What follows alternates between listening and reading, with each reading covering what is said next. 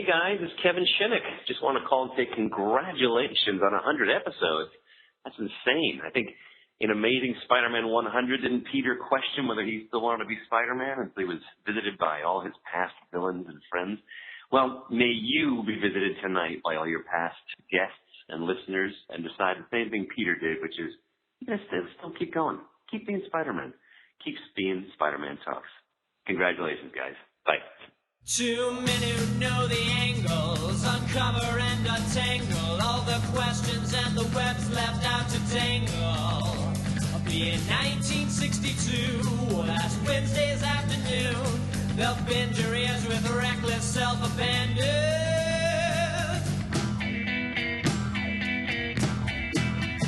The amazing Spider Talk. The amazing Spider Talk. Come swing through the air, sit back and prepare for the amazing Spider Talk.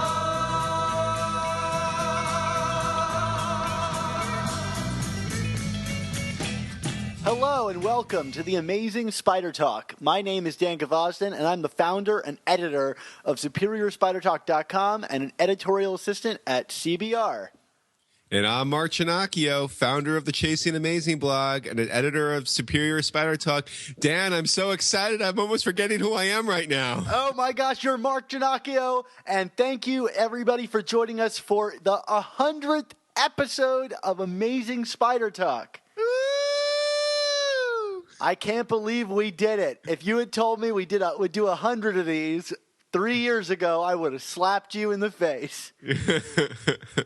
You and me both, Dan. In fact, can I still slap you in the face, though? I will allow it. Because I'm having a drink right now, and I don't care who knows it.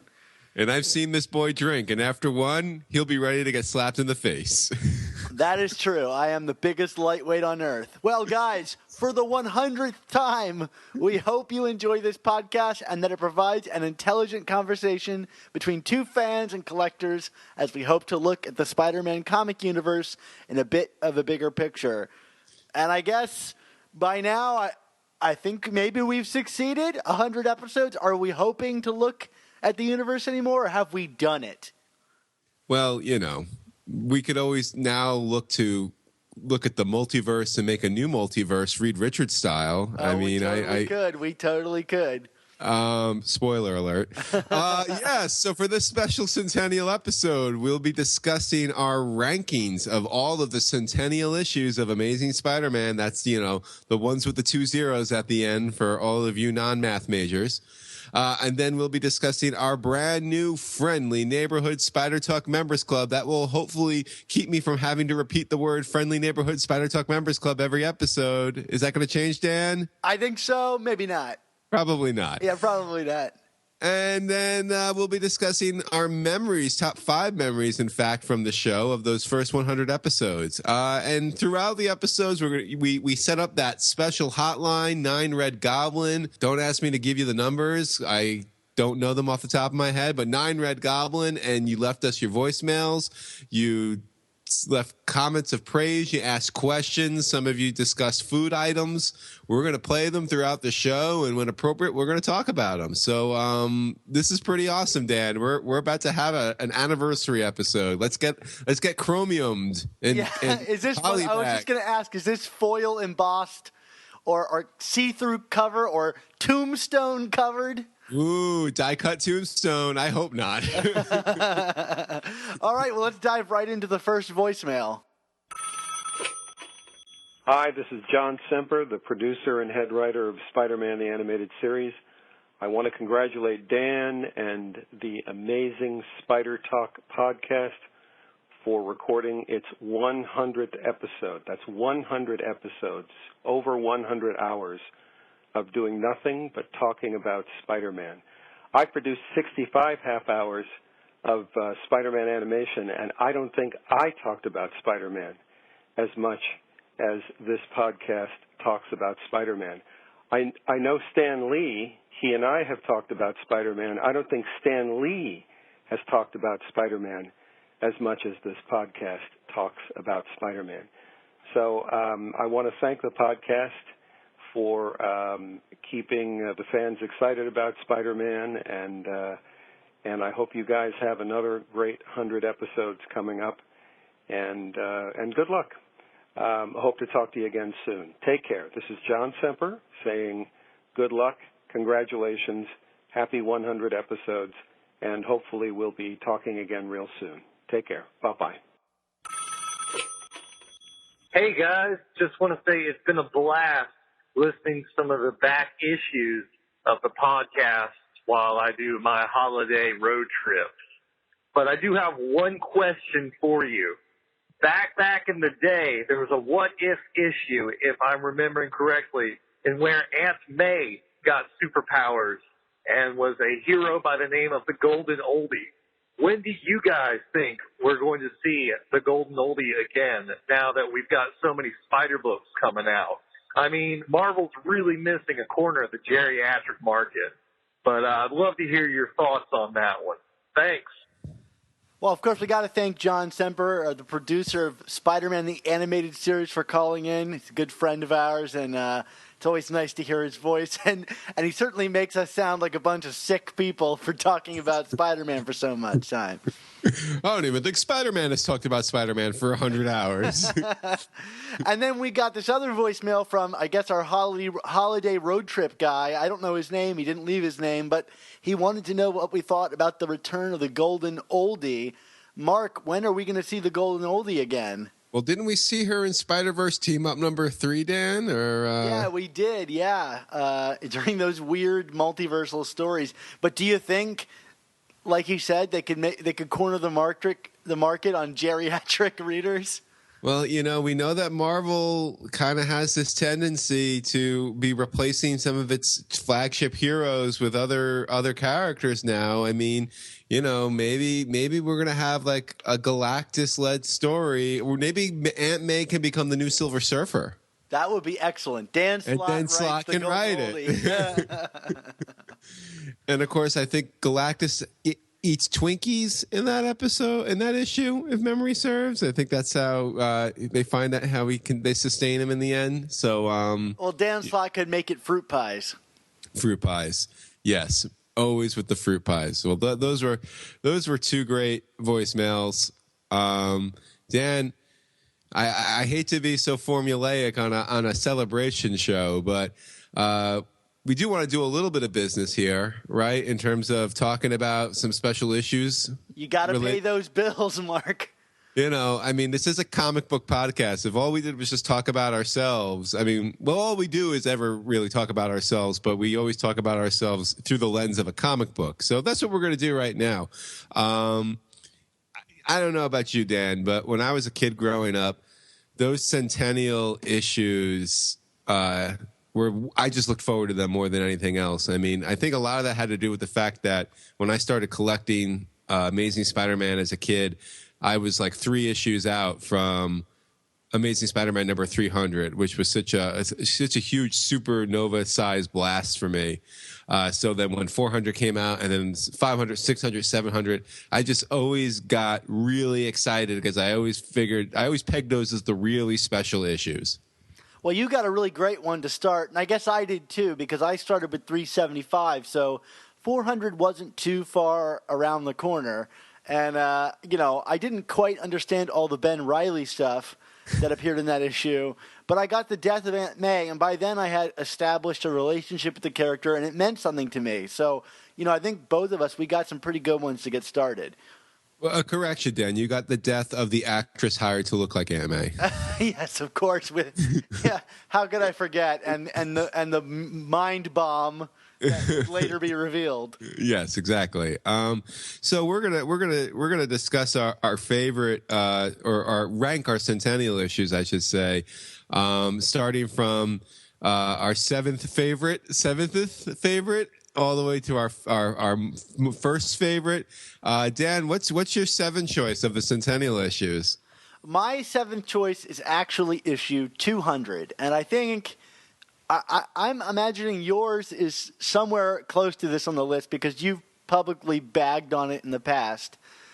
Yeah, I shockingly did not pick 200 as my least favorite, I guess you would say. I actually picked 600 as my least favorite of the Centennial issues.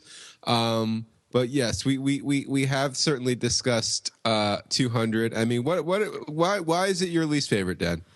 Well, I mean, like, there is something to be said about it kind of paying off this long brewing arc that had been going on in the pages of the book for like a little while, involving the reappearance of the burglar. And there's something nice about that, but I just it never really was something I enjoyed, that to find out the motivations of the burglar, especially considering that it was a buried treasure in the bottom of the Parker house. It's just a retcon that I've never liked. And you bundle that into a Centennial issue and have that be the big reveal, especially considering that Peter Parker, like, essentially scares this guy into having a heart attack. There's just a bunch of things there that just never really clicked for me and make it stand out as like my least favorite Centennial issue. No, I mean, I'm mostly in agreement with you. I mean, it's actually, not to jump ahead, the 200 is my sixth favorite.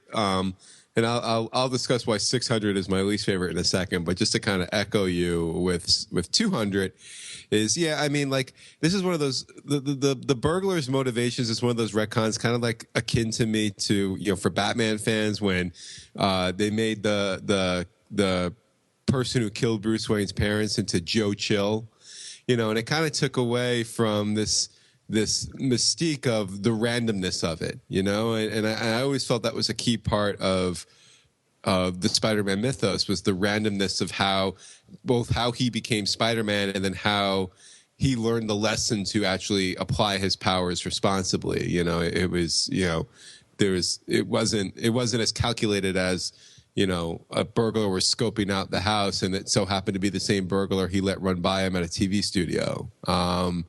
And on top of that, like, you know, Marv Wolfman has written some really great comics, really great Spider-Man comics, and certainly other comics over the years. But the script in this, like, he tries so hard to make the burglar into this, like, colloquial character that it just, like, it grinds it to a halt for me, because, like, every other word is, like, punk and like, very, I don't know, very...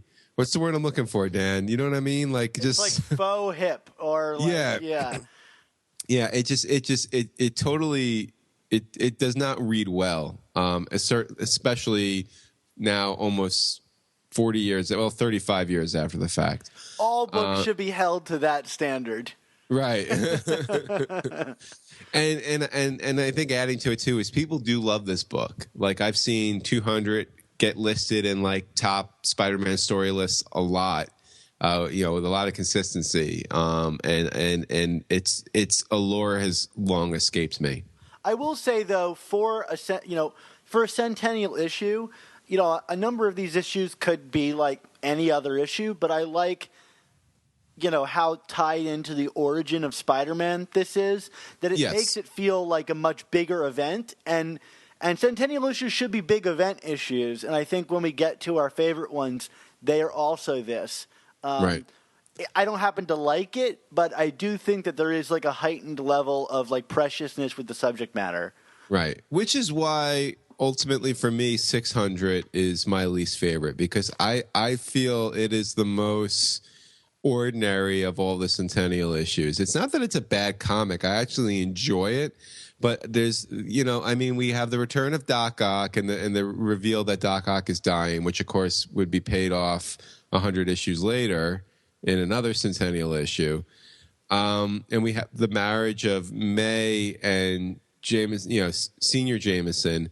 But I don't know. I mean, I think in terms of, and it's funny, we talk about this now with the Dan Slott scripted Spider-Man, how we sometimes feel like Peter himself is not a central character. And I feel like the big stuff going on in the universe really didn't relate to Spider-Man, and thus I feel like it doesn't feel as special as some of the other Centennial issues. Is that off base for you, or? No. I'm going to hold my thoughts till we get to talking about 600 and why I like the issue. Okay. But I agree with you. It does not have the level of weight that the other ones do, at least in terms of like villain and consequences to Peter himself. Okay. So, I mean, what's your sixth favorite or second least favorite? This is confusing.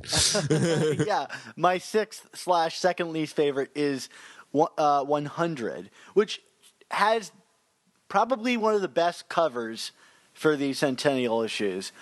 And I like the issue just fine. I think it's got a great central conflict of Spider-Man trying to cure himself so that he'll be Spider-Man no more, in a way that is a step beyond how we've seen him 50 issues prior be Spider-Man no more. And I like all of that. And the Six Arms is totally fun. But my big thing is that this is an incomplete story. It is a cliffhanger. It kind of introduces Morbius, but it just feels like an incomplete story, whereas I feel like the other Centennial issues could they either end a story or there's complete story in of themselves. And this one I always thought was like, I whenever I read it, I was like, I want more from this, And it's also, the Spider-Man No More thing, it's great, but we'd already seen it 3 or 4 times by the time we got to 100, not to mention how many times we'd seen it over the rest of the years of Spider-Man comics. Yeah. Okay. Well, I'll get into my defensive 100 in a little bit, but again, so my sixth favorite, of course, is, as I just mentioned earlier, ASM 200, and we got a voicemail about ASM 200. So why don't we play that one right now, Dan? Hey, Amazing Spider Talk. This is Elliot, or on May's Stunt Double is what I think I reviewed the show as. Little Clone Saga reference. I just wanted to say I absolutely love the show. It's one of my favorite podcasts, definitely my favorite Spider-Man podcast. When I first started listening, I was looking for more positive reviews for Superior Spider-Man, because at the time everybody was super down on it. They weren't big fans. Nobody was, because they thought it was a big ploy by Slott to get Doc Ock to be better than Peter, whatever. And I just needed to hear something different. And you guys were very positive at the time about Superior, and that's what I needed to hear. But then when Volume 3 came around, you guys, I was worried because I wasn't into Volume 3 very much, and I was worried that you guys were going to be blindly positive about whatever Spider-Man stuff you read. But to my surprise, not that you were negative, but, you weren't just praising anything that was published. And I realized that it's not that you guys were negative, it's that you guys are, for the most part, very objective. And it's funny that the Matt Little podcast that was just uploaded, because it's part of the reason why I like the show so much is, and I take this opinion with most things, but especially with comics, I don't think a disagreement needs to be an argument. It should definitely be a conversation. And I feel like the two of you have different opinions a lot of the time. And when you talk about the Spider books together, it's not who's right. It's let's hear each other's ideas. And sometimes I can see one of you building an idea upon another and bouncing it back and forth, and it's really fun to hear that. You guys are very fair and very honest. So thank you for that. And I love the Matt Little episode, and I completely agree with everything he said, and I think his opinion's valid. But I have to say I did like Extraordinary X-Men. So thank you so much, guys. Keep up the great work, and here's hoping for another 200 episodes, and maybe we'll find some gold at the bottom of one of your houses. Well, goodbye. Well, Elliot, thanks so much for that. And Dan, he's right. We could disagree on things like, I disagree with you that annuals should count. And I'm sure this is going to get brought up 950 more times before the end of the show. Absolutely, it is. Probably by many of our listeners in the voicemail section. But speaking of disagreements, we're probably about to get to one of our key disagreements, which is the placement of our fifth favorite Centennial issue. Let me say mine, and then we can both talk about the next one that we have flipped. Okay, very good. All right, so you have 600. Yeah, so right? my fifth favorite is 600, which I like more than you, is clear to say, since it was your seventh. I don't love the issue. I think on its own, it's a really fine issue of Spider-Man. A Dan Slott written book, so if I'm saying that, I really mean it. And it was the return of Dr. Octopus after quite a long time being away from the book. And it was also the return of Mary Jane. So I think in that regard, Mary Jane was back a little bit earlier during the Paper Doll story. But I thought this issue, first of all, it reinvents who Dr. Octopus is in the modern context, giving him the kind of weakened body. It's like a New York-wide threat. There's the marriage between J. Jonah Sr. and Aunt May. I just think this is a really fine issue of Spider-Man. You got the Human Torch relationship. It's kind of got everything from all of Spider-Man things, like his good stuff that you like, all packed into one issue. And it's kind of significance for the return of those characters and the global threat. So this one is more, I can see why it would be low on your list for not being so essential to Spider-Man's origin or who he is as a character, but I think it's just a fine issue of Spider-Man, and especially given that it was paving the way for Superior all those years ahead of time, whether intentional or not. I will say that 600 does have, in terms of variant covers, one of my favorites, that Alex Ross red cover with the arms of Doc Ock. Well, that's just the regular cover, isn't it? Well, I think it was a 50-50 variant or something. Okay. So some people, that was back in the day when I was a subscriber. So I actually got the, I guess it was the Casada cover. What about the Romita Jr. cover? The Romita, whatever the other 50-50 cover was. I think it was Romita Jr. and really boring. It's just him swinging in the city. It's yes. Literally the most boring drawing of Spider-Man Romita Jr. has ever drawn. Right, and he probably got paid a fortune for it because it was the cover to 600. And I immediately went to the comic book shop after I got 600 in the mail to see if I could get that Ross cover because I was like, I need to own that. And that might have been the first time I ever bought a variant because I was really? Dead set against it. Yeah. I guess a second edition of the same one with a different cover. I mean, I don't know if you want to consider it a variant or not, if it's a 50-50, but yeah. I bought all those really dumb New Ways to Die variants. Yeah, I just didn't get sucked into any of that. I didn't even get the Obama variants when they came out. No, because again, I was a subscriber, so I just got what they gave me. You got that really great John Romita Sr. cover. Like Peter's on the Prowl or something like that. Yeah, the Ode to Teenagers. Yes. Ode to Dating, it was. Yeah. Which was a great cover, and I actually think there was a period where, because so many people were after the Obama covers, I remember looking, just taking a peek on eBay, and I think the regular cover was actually at one point priced more. Really? At a higher point. Yeah, because it was there were so many Obama covers in the in the market that the regular cover just didn't. But anyway, we digress. Which is what we do on this show. We digress a lot. I also think 600 has one of the great surprise moments where the bouquet is thrown and it's caught by that stunning picture of Mary Jane holding the flowers.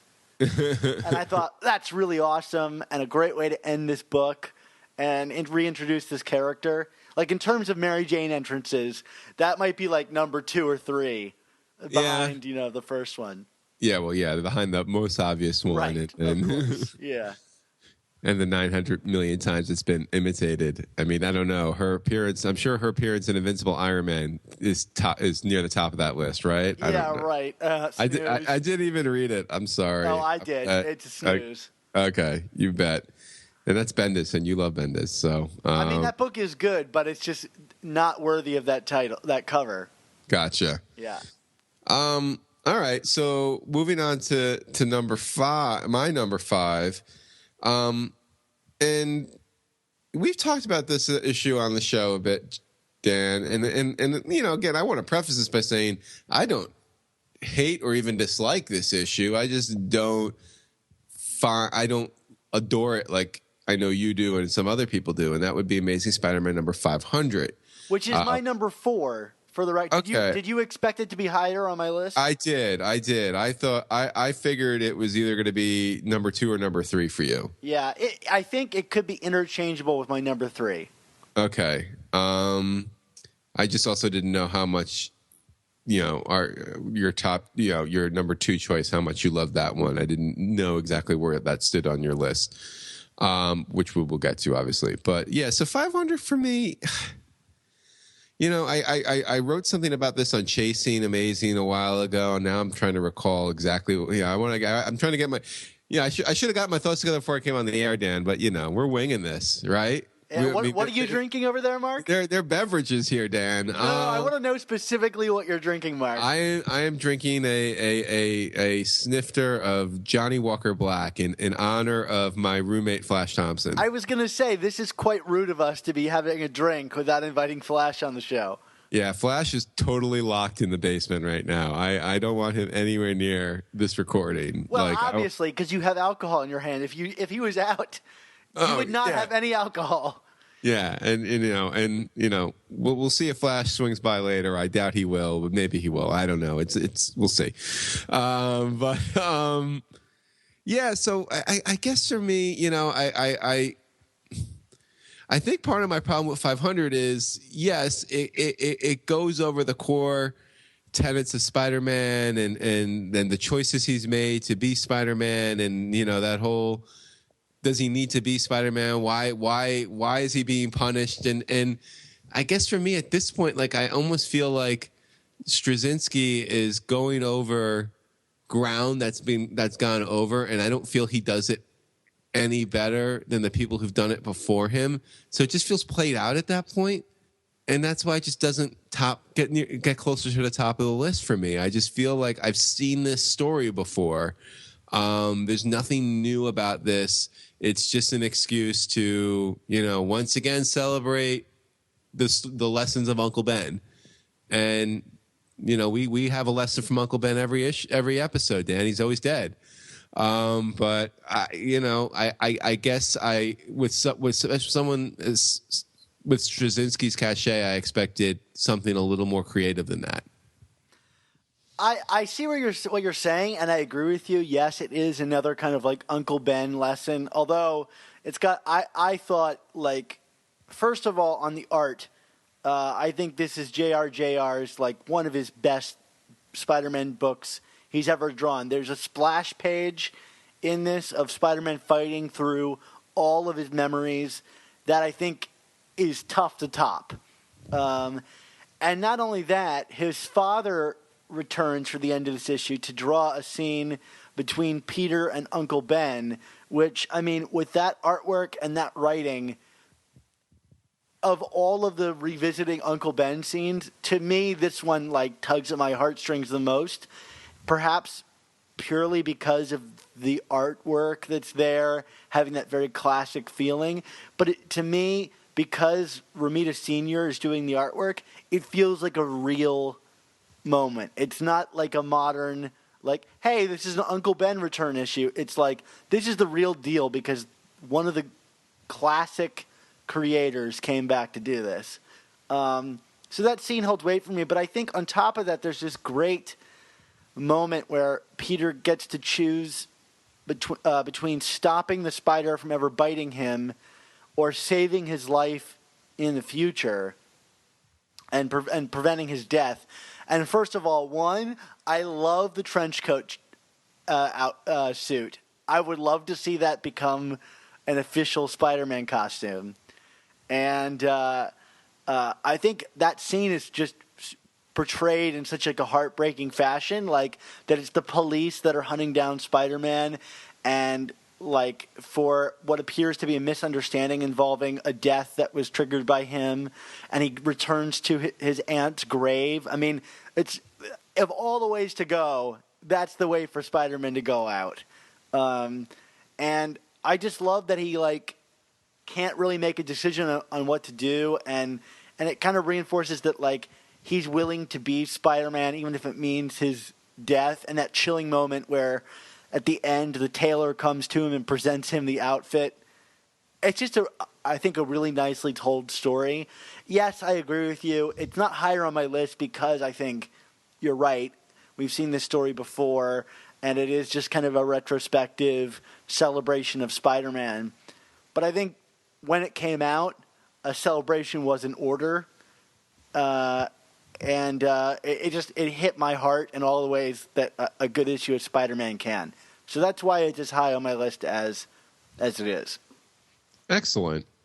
Well, my number 4 was your number 6, which was Amazing Spider-Man number 100.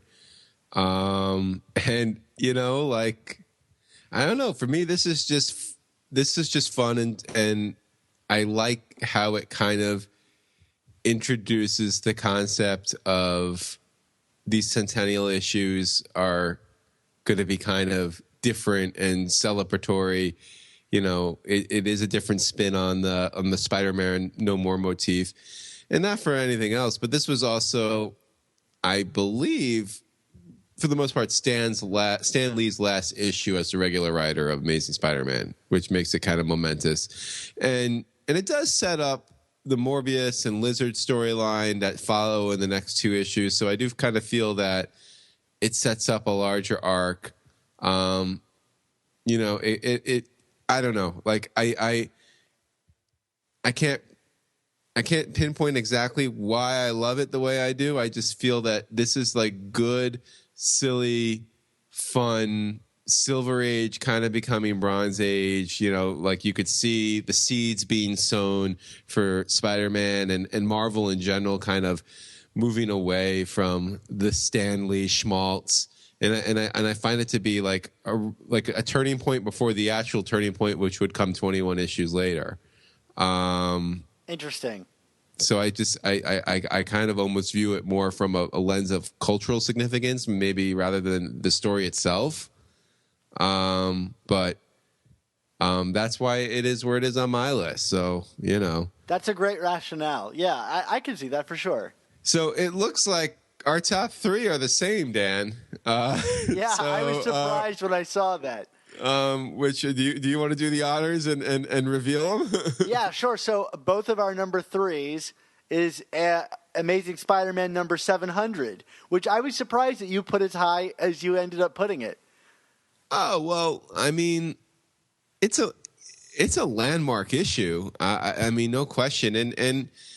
And despite how it ended, I really did love the Superior era. And I think what's funny is, as we've kind of soured a bit on Dan Slott's writing, at least in terms of Peter Parker over the last year or so, I mean, that's almost made me like look back.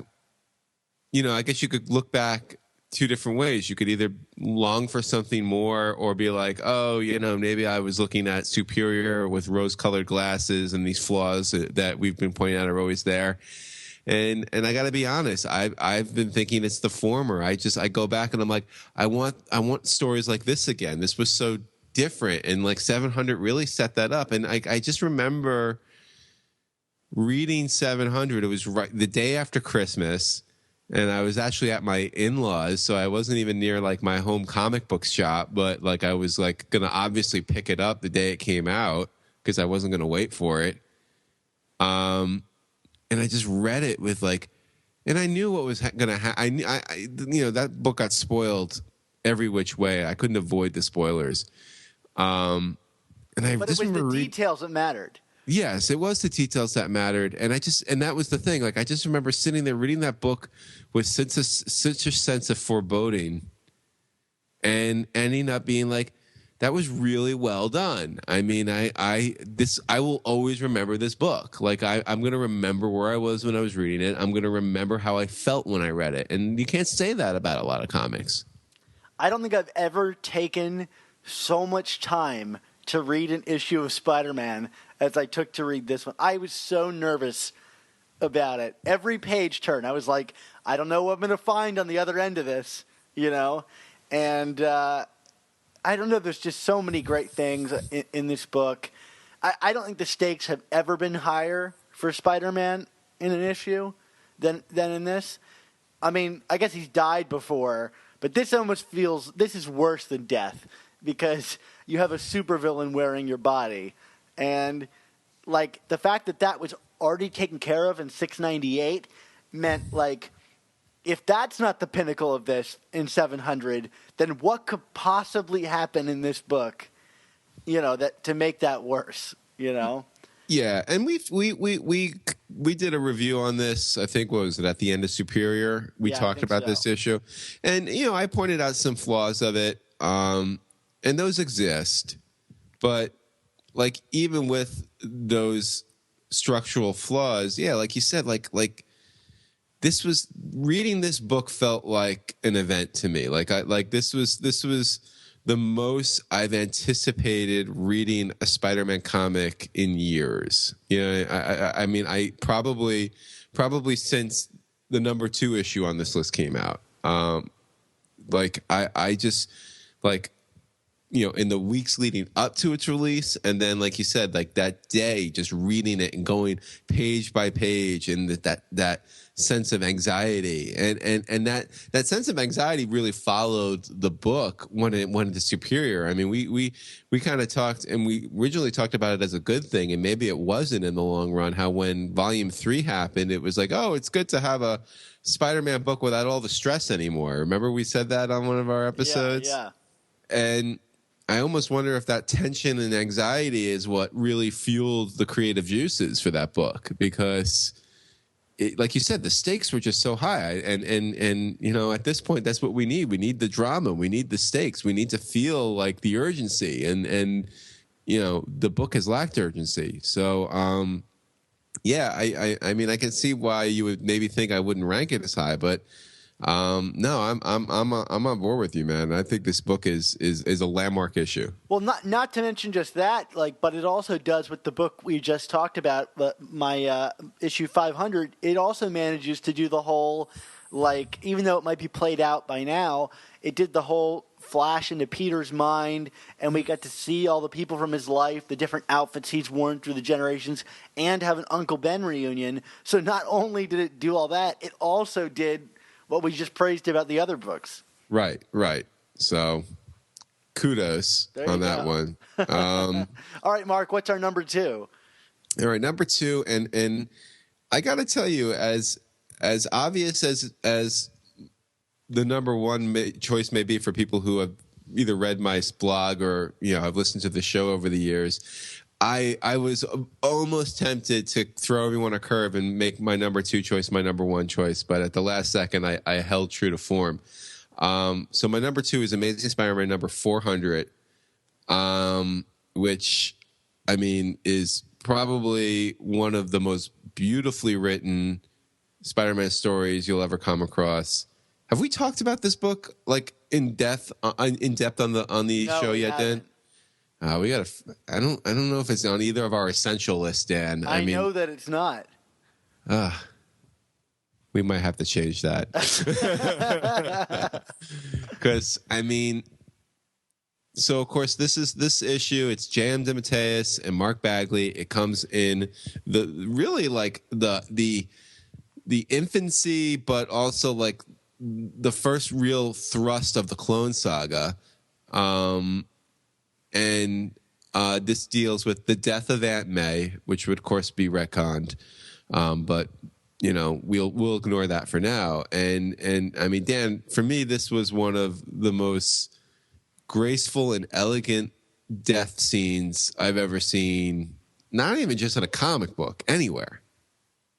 I think the real problem is that it felt so final. It was so well written. It felt like there was no way to undo this, because what writer would want to undo something so beautiful? John Byrne and Howard Mackey. Let's not talk about them right now. We're trying to talk about how much we like this comic. But yeah, I mean, and the writing is beautiful, but then you have Bagley, who he's still finding his footing as an artist then. Like, he's still working out his 90s kinks. But there's just beautiful imagery of New York that's tied into Aunt May's death that makes this really special. Yeah, I mean, you know, my biggest criticism of Bagley in the 90s was that I felt that as dynamic as his characters and costume were, I sometimes felt that his humans were, you know, or his normal people were stiff and emotionless. And I felt like he brings it on every page because there's not a lot of Spider-Man in this issue.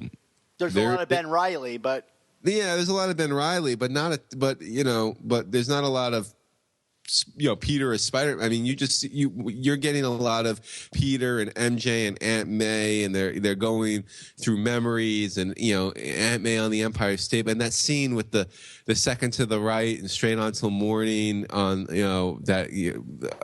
I mean, it's like, Dan, like, I don't cry reading comic books. First time I read this, I cried. I mean, this was like devastating to me. Devastating, but you know, I mean, it's Aunt May. I mean, they've been trying to kill Aunt May for years, and they finally did it. It's enough to give them a round of applause for finally doing it. Yeah, in this comic. And shockingly, I would, but, you know, as much as I love this issue, I would definitely say the ugliest cover of all the Centennial issues. Absolutely, there's no question there.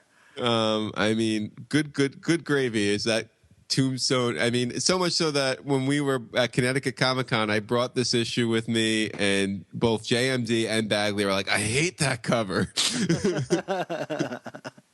I mean, it was a nice try. Let's just say that. Yes, I'm sure Danny Figueroa, when he was the editor, thought, oh, die-cut Tombstone, that's going to be perfect. Did we ask Danny Fingeroth about this?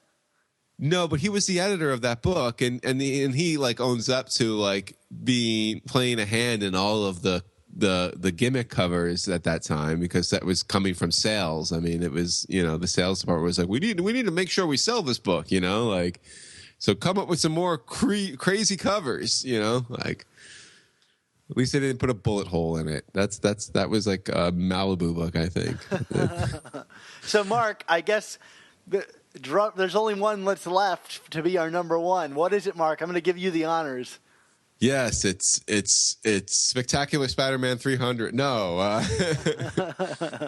Amazing Spider-Man number 300. Dan, I mean, you know, I've talked about it. You've talked about it. I basically started a blog based around my love for this issue. Because it was like, I want to tell the story about how I'm collecting every issue of Amazing Spider-Man, but what I actually want to do is go back in time about certain issues and why they're significant to me, mainly Amazing Spider-Man number 300. Yeah, I guess I've never really asked you why what made you start the blog, and what was it, writing about issues like this? Well, that was, yeah, I mean, I started the blog because, you know, I mean, I'm a writer, A, but B, I mean, it was like my wife was like, oh, you know, I think it would be interesting as you're closing on this journey that people see this. And I was like, yeah, but I'm not just going to write about, well, I picked up this comic today. There needs to be more of a hook. I said, I need to kind of go back in time and like, you know, it's not so much, it's how these comics, not only how I acquired them, but also like how they built this love for a hobby and a character the way they did. And 300 was, like I said, that was the you know, the bomb that got dropped on me as a kid in terms of, you know, what a comic should be. I mean, I that's what I always will tell people. It's like, I was like, oh, look at this. They're pictures of I mean, I was 7 years old. Pictures of people in costume. Oh, this is cool. I remember I had like the Secret Wars action figures as a kid, and I thought that was cool. I mean, it was kind of just like toys and cartoons. And then 300 came out, and I was like, comic books. Like, it was just like, this is awesome. I just don't know. I mean, and the story's really cool too, and it's the debut of one of my favorite villains. But you know, it was more about like what it did to me as an individual, and for this medium, that why I will always put this book above a lot of others, probably any other. And What about you? I'm right there with you. I mean, Venom is what got me into Spider-Man, seeing him fight that villain. And, I mean, who could deny how great of a debut for a villain this book is? Well, I was going to ask you, I mean, so you by the time you got into comics and Spider-Man, 300 was in the rearview mirror. So what was your reaction the first time you read it? I had read this book after I already knew how Venom came to be as a character, because I was buying new Spider-Man comics from 375 onward, but then I started collecting like Spider-Man cards, and of course you get the Venom card or the many Venom cards, right? And they tell you everything you need to know about the character. And it also helped that 375 was a really great introduction to Venom. Like if you had never read Venom before, it essentially goes down a laundry list of his powers, in that issue. So, and that set up 375 sets up Lethal Protector too, right? And I think Lethal Protector goes into the origin too. Yeah, and I wasn't reading Lethal Protector at the time, but yeah, at the end of that book, it sets it up. So I had known Venom, and I had fallen in love with Mark Bagley's Venom, which was a very different Venom than Todd McFarlane. So when I was a kid, when I first read it, I thought, oh, this character is not as cool as the one I'm used to, with the tongue and and the crazy call a cop changing abilities and stuff like that. I mean, he was really just developing. But I did have a special reverence for the origin of the character, and there's really no denying how much of a force he comes across as in this issue, and just how great and interesting that origin story is. I mean, there's one thing that I think this story has a real impact on, and I think it's Ultimate Spider-Man, because I think this is the first time we really saw a villain's origin be tied so directly and so personally to Peter Parker. And I think through all the different interpretations of the character that have come out after this issue, whether it be cartoons, movies, whatever, every one of them has sought to tie in the character's origin with Peter Parker, or how Spider-Man got his powers, or something personal, or some personal reflection. And I think that's what made Venom resonate with people so much. So, more than even just being Venom is cool, this is like one of the first times I'd read a Spider-Man comic where I thought this threat is truly personal. Only to be later reinforced by that great Venom issue that you and I discussed in our Essentials episode a few episodes back. And I mean, as a visual guy, Dan, I mean, what did you think when you saw the McFarlane art for the first time in this issue? I thought it was great. I mean, there's a grittiness and a rawness to it that I don't think would ever be replicated again in Spider-Man books. Like his exaggeration is so, people pick on Ramos, but McFarlane took it to an extreme, and everything. I've seen interviews, people say like, "Oh, McFarlane just knew what was cool," and there's no denying that. I couldn't put my finger on it, but that dude knew what was cool, and young me thought, this is the coolest art I've ever seen. All right. Well, I am in total agreement with you there. So we want to get to some more voicemails, Dan? Yeah, sure. Let's dive right back in. All right. Hi, I was calling to order a pizza with Papa Jonas. I would like to order a large astronaut special. I've been told it's out of this world. If you could please deliver it to the FAF channel, that would be much appreciated. Thanks. Bye. Hi, Dan and Mark. My name's David, and I'm calling to just let you guys know that you have an absolutely fantastic podcast. I haven't been listening for too long. I guess I'm just jumping on the bandwagon now, but started getting into comics this past summer, and I have to say, I can't get enough of Spider-Man. Just going through the Ultimate run right now, and I tune into you guys every week to see what's new. So congratulations, guys, on your 100th episode. I don't know if I made it in time to have the recording played, but honestly, best of luck to you guys. Excelsior and Spider-Man forever. Love you guys. Keep up the good work. See ya. Hello, Amazing Spider Talk. This is Walter calling in from Nagoya, Japan. I hope you can hear my voice. I'm using Google Voice. Anyway, I'm a huge fan of the show and listen to every episode. An interesting fact about my relationship with this podcast is that I strongly associated with Taiwan mazesoba. Taiwan mazesoba is not from Taiwan. It is a popular regional dish here in Nagoya. It's basically ramen without the soup, and its ingredients are ramen noodles, ground beef, onions, chives, raw egg yolk, and garlic. Mix it all together, then you eat it. It's very delicious. I personally love it. Anyway, for a while, my routine was to go to my favorite ramen joint and enjoy a delicious bowl of Taiwan mazesoba while listening to this podcast.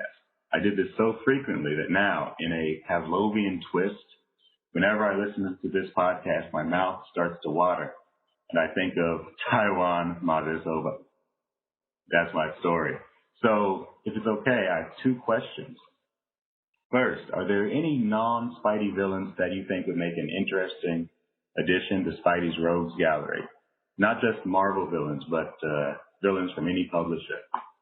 Second, what do you think makes a good Spidey villain? Not just a good villain in general, but what makes someone a good Spider-Man villain?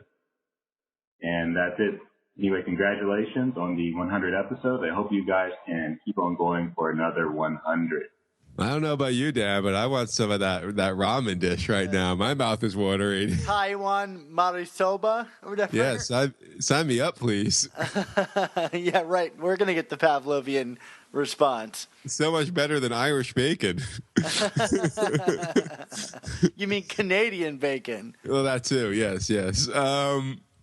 So he has some interesting questions. Do you have any non-Spidey villains that would be interesting that you would want to throw out there? Gosh, that's really tough. There's so many good ones. I really would like to take a villain from Invincible and throw it in here. There's a character named Robot in Invincible that starts off as a hero and becomes a villain that I think he's kind of an interesting global villain. He's so smart. I'd be curious to see how Spider-Man would defeat him, but it's hard to just take a villain and throw him into Spider-Man's world and have him feel like he fits in. I feel like they try it all the time, and it always feels awkward. But there's just something about those, Ditko villains that makes them essential. And I think without the personal connection like we just talked about, it's hard to introduce a new villain in that's not already Spidey's. But what about you? Yeah, I'm thinking. I mean, I hate to have a cop-out, but I mean, if I could answer the other question and kind of tie it into why I don't know if I have an answer. I mean, in terms of what makes a good Spidey villain, I mean, for me, because, Spider-Man is essentially a hero that has been built upon his guilt and his, his lack of, his obligation to do the responsible thing. I mean, to me, the great villains are those that kind of tap into Peter's guilt, as for some reason. With Norman Osborn, it was this sense of, this was his best friend's father, and somebody who was driven mad because of an experiment gone awry, and thus, like Peter had sympathy for him, and having to make that choice to subdue him was obviously, led to huger ramifications. Same with Venom, like you talked about, that personal connection. If Peter never brought that symbiote back to Earth, there would not be a Venom, so he feels responsible. Doc Ock, it's not that Peter ever truly felt responsible for Doc Ock, but like they always kind of felt like two sides of the same coin. And, Doc Ock was what Peter would have been if he didn't go down the path of responsibility. So So I feel like without that kind of personal nature and that tie into the responsibility, I don't know if you have a good Spider-Man villain. I mean, could you say the Joker would be a good Spider-Man villain? I mean, the Joker is certainly someone who knows how to play mind games with a hero, but I mean, there's nothing to tie him to that in terms of Spider-Man, right? Yeah, you're right. And to answer the second question on my end, I think you're right, Mark. But I think even additionally, one of the key elements I think makes a Spider-Man villain is that they've come across their powers in an unnatural way.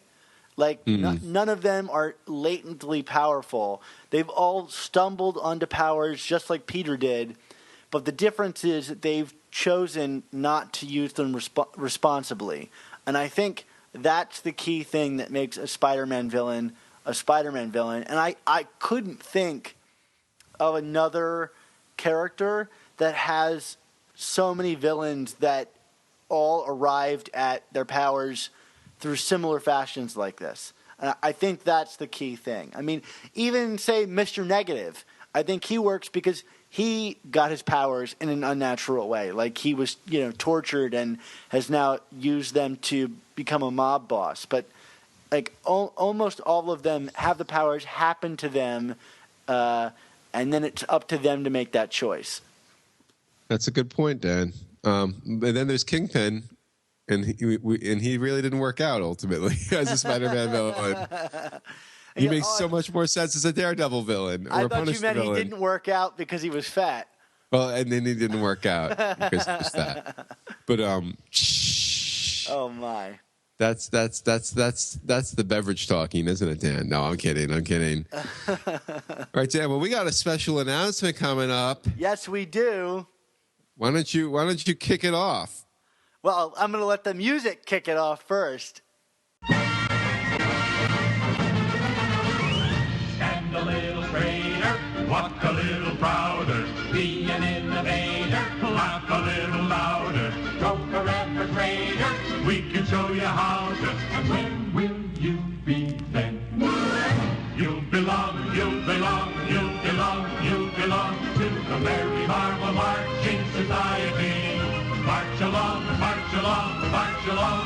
the song of the Merry Marvel Marching Society. Yes, I know you all were just itching to hear the Merry Marvel Marching Society theme song, which hasn't been on the podcast in a while because I kind of suspended the Friendly Neighborhood Spider Talk Members Club for a bit, although I was still giving all of the payouts for people who had invested in it because I had decided to relaunch the program as something better, more accountable, and more formulated to help both us and you, the listener.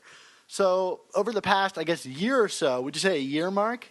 Yeah, give or take. Yeah, about a year or so, I've been working on this project of redoing the page, and now it is what we're doing a Patreon account, which is basically like Kickstarter, but like ongoing. So you can pay a couple bucks a month to subscribe, and you get all kinds of awesome rewards as time goes on. But primarily, it's a great way to get you guys to interact with the show. But one of the things that I think everybody should check out, regardless of what their interest, is the Patreon video that we made. So if you go to the site and click on the button that says, Mark? It says Friendly Neighborhood Spider Talk Members Club.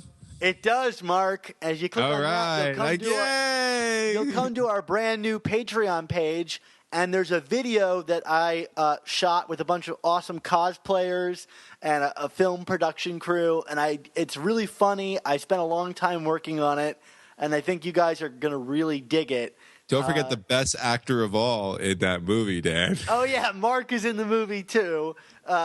So Mark and I, the two, probably the best actors on Earth. Yeah, would you say? I was say it took me about 2 hours to film my 10 seconds of footage. Well, that was primarily because I couldn't get my lines right. Yes, but I was great. You were great, Mark. Absolutely. Flawless. Be like that guy. Be like that guy. So, yeah, go check out that video. I think you're going to get a laugh out of it, and it will give you more of an idea of what we're doing. But basically, we're creating this club so that you guys can listen into our show when we're recording it, get into a specialized message board, get all kinds of free comics and merchandise. I mean, I got some great prizes to give away.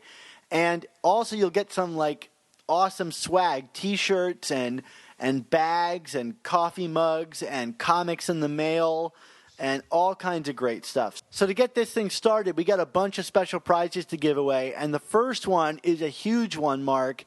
It's the Untold Tales of Spider-Man Omnibus hardcover.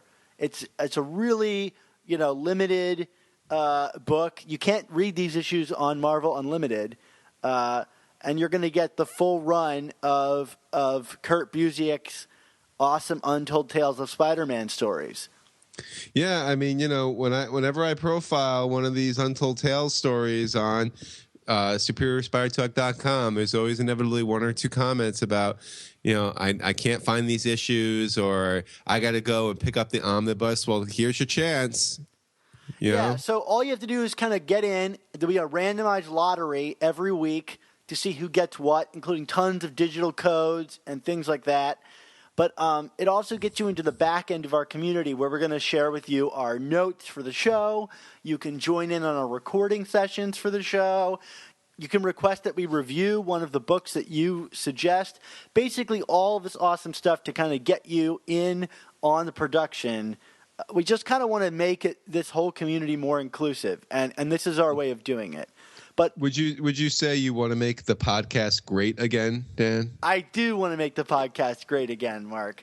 And the other thing is that we need the funds to keep this thing going. I mean, not to get into too much of the nitty-gritty here, because we've talked about this before, but with our site and our podcast, we are delivering, dare I say, I think like New York Times level of coverage in terms of fan pages.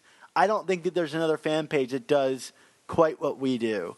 Yeah, no, I mean, we're reviewing issues, we're giving news, we're going back in time, and then we're producing a podcast, and that's a lot, and we receive very little, albeit nothing, to do it, right, Dan? Yeah, so we'd like to keep it going, and I actually got a couple emails this week. I haven't even told you about this, Mark. Oh, from I love sentences that begin like that while we're on the air. Yeah, from several advertisers who were looking to buy ad spaces on the site, and it's something that I do not want to do. Like, I would love to keep the site and podcast ad free, because I just think I don't want you guys to question our motives about this show. It's always going to be a labor of love, and I'd rather have you guys support us to the degree that you're willing to support us, and bring you in on the process and make you guys a part of the show, then bring in some ad campaign that's trying to get you to buy their products. I just feel like that's the better way. I mean, whenever I go to CBR, I probably shouldn't be saying this because I work at CBR, but those full-page ads, I mean, how annoying. And that's not what I want our site to be, or our podcast to be. I don't want to be like, welcome to the Amazing Spider Talk. Now let's hear a whole spiel by some underwear company that we're going to tell you how great their underwear is. MeUndies. Go. See, now I'm already plugging them without even plugging them. But I was going to say, this podcast is not brought to you by MeUndies. Yeah. But I'm not going to lie to you about Sock Club. How about Stamps.com, Dan? That's one I hear a lot of. Yeah. So I want to avoid all of that and then give you guys something in return.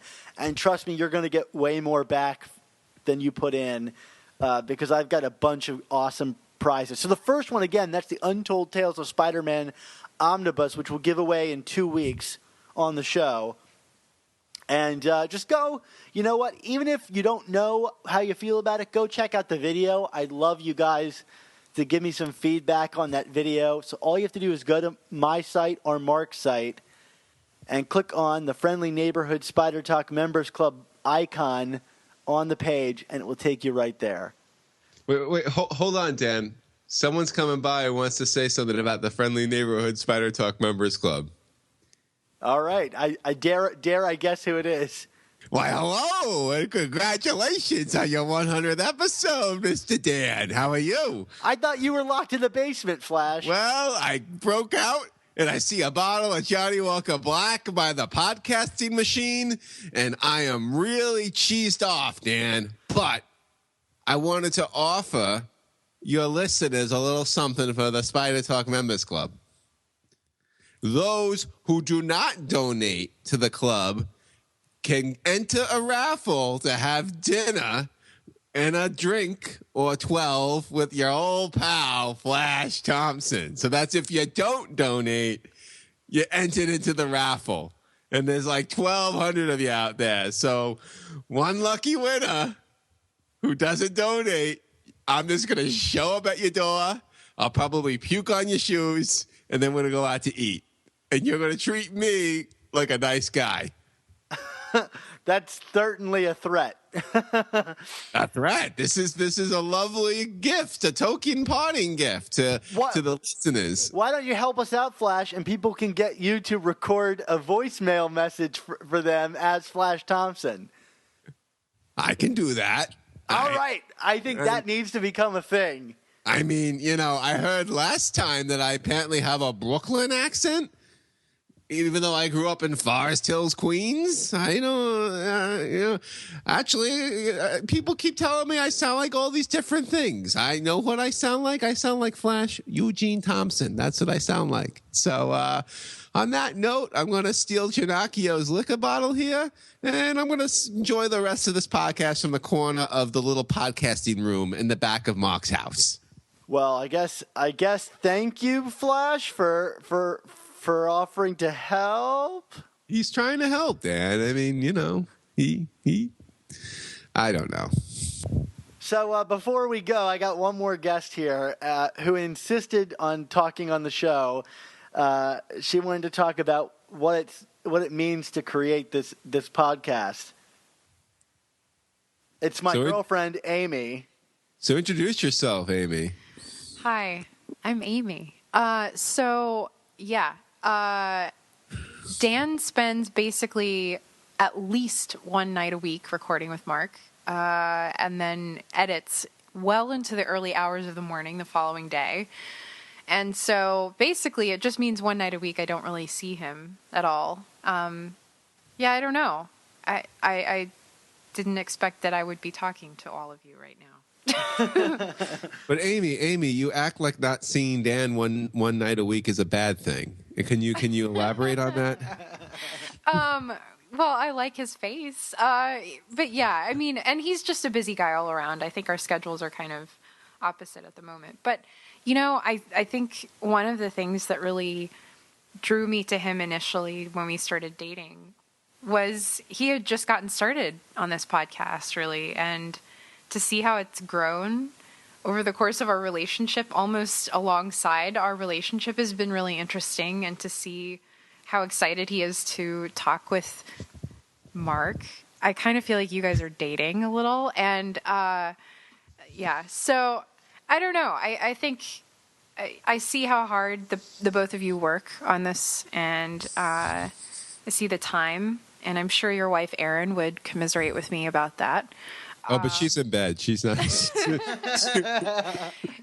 Well, one thing people don't know is that, I guess we record these on Thursday night, and it was become substantially more difficult because Mark is in New York, and I decided to up and move to L.A., so we have a 3-hour time difference. So not only do I stay up till like 1 or 2 a.m. editing this on Thursday night so you guys can get it on Friday morning, but Mark is also recording this. We start recording at like 8 o'clock his time and often go to like 10 or 11 o'clock Thursday night Mark's time, which is already pretty difficult for him. Well, because I'm old and I need sleep. He needs his beauty sleep, please. Save the world. Because I have a 4-year-old that's unforgiving, who doesn't care. Your 4-year-old doesn't care that you have a podcast. No. Oh, but I think it speaks to both of your dedication to sharing with your fellow Spider fans. And that's why we want you to give us money. No. I was gonna say, I think it reflects on our narcissism. No. But we love doing this, and we want to keep doing it, and that's the big key thing here, though. And like right now, I'm like not unemployed, but I have a fairly flexible schedule.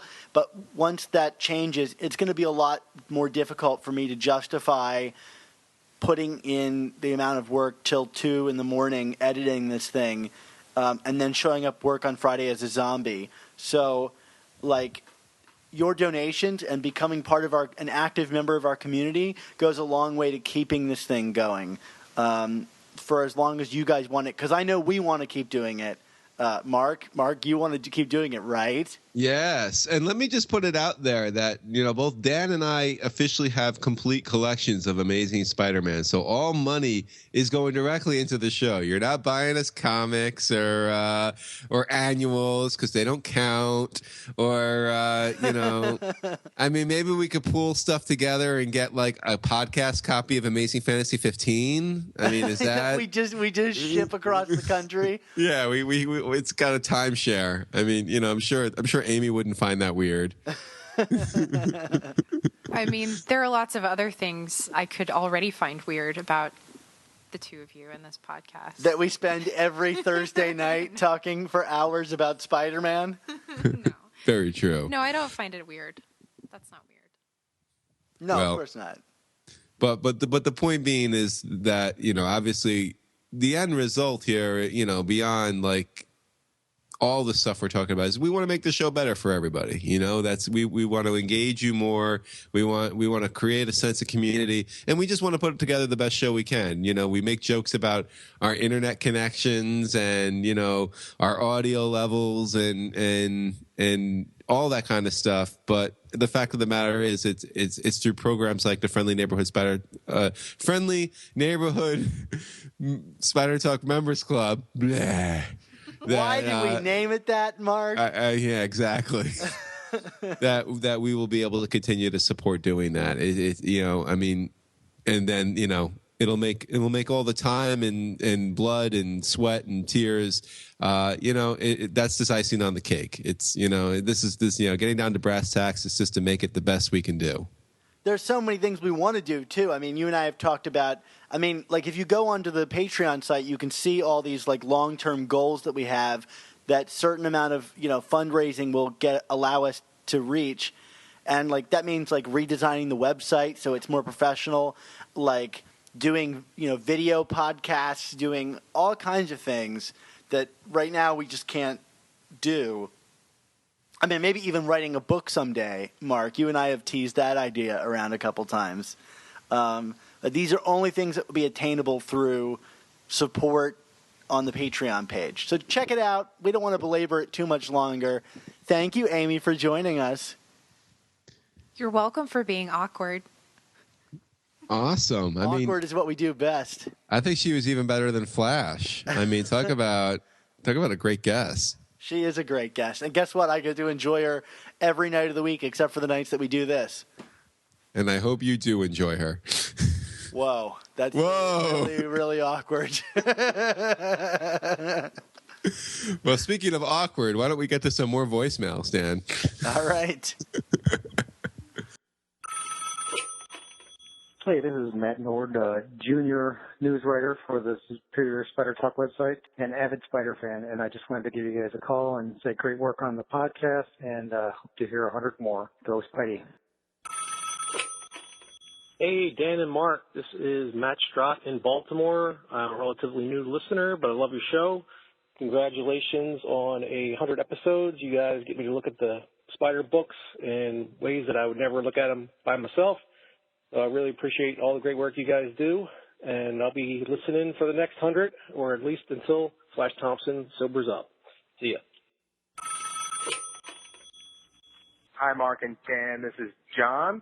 I've been listening to you guys for, feels like not forever, but it feels very long.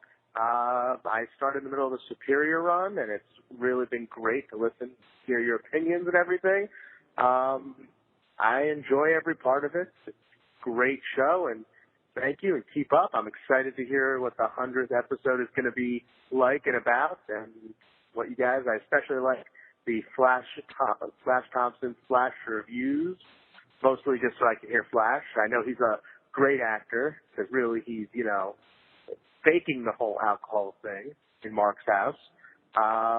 But I also really like the Essentials episodes. They're really superb and excellent, and I look forward to them every other week. Keep up the great work, guys. Thanks. Well, John, I can assure you that there is no faking going on in terms of Flash Thompson being alcoholic in Mark's house.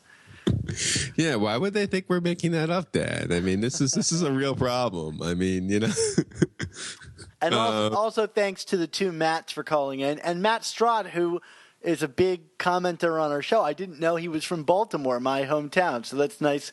That's nice to hear his voice and hear that he's from Baltimore. Maybe next time you go back there, you could take a tour of the Inner Harbor, and hang out with Omar and company. Absolutely. Matt Stroud, you and I are going to go deal drugs on the streets of Baltimore together. You put a pin in that, and we're going to make that happen. Because that's my only understanding of Baltimore is everything I've seen on The Wire. Yes, that and crabs. Just that I put that on that, know. I love Baltimore, but yeah, certainly there are neighborhoods not to walk around. Yes. Well, Dan, why don't we reminisce a little bit here? Because as if we haven't done that enough on this show so far. Yeah, right. But let's talk some more about as your lovely girlfriend alluded to how we came to be, the way we were, the way we are. Can you just let it sink in for a second, Mark? 100 episodes. Yeah, we have gotten on the computer over Skype 100 times. And let me tell you something, it hasn't always worked. Yeah, so speaking of not always working, that's going to bring me to my first memory, which was, Dan, I don't even remember what specific episode we were recording. I know you were in LA at that point and it might have been soon after you moved in because your internet wasn't always working well. But I swear to God, this was the recording session of absolute hell. Dan, and you know what? Like, I think at the time I was like, oh, maybe it's on both of our ends. No, Dan, this was all your fault. It was 100% my fault. Literally, and as people who listen to the show will note, I like to monologue a bit. I'm an orator. Because Dan, to now let you in on how the sausage is made, Dan records from his end. So that's why his audio always sounds better than mine.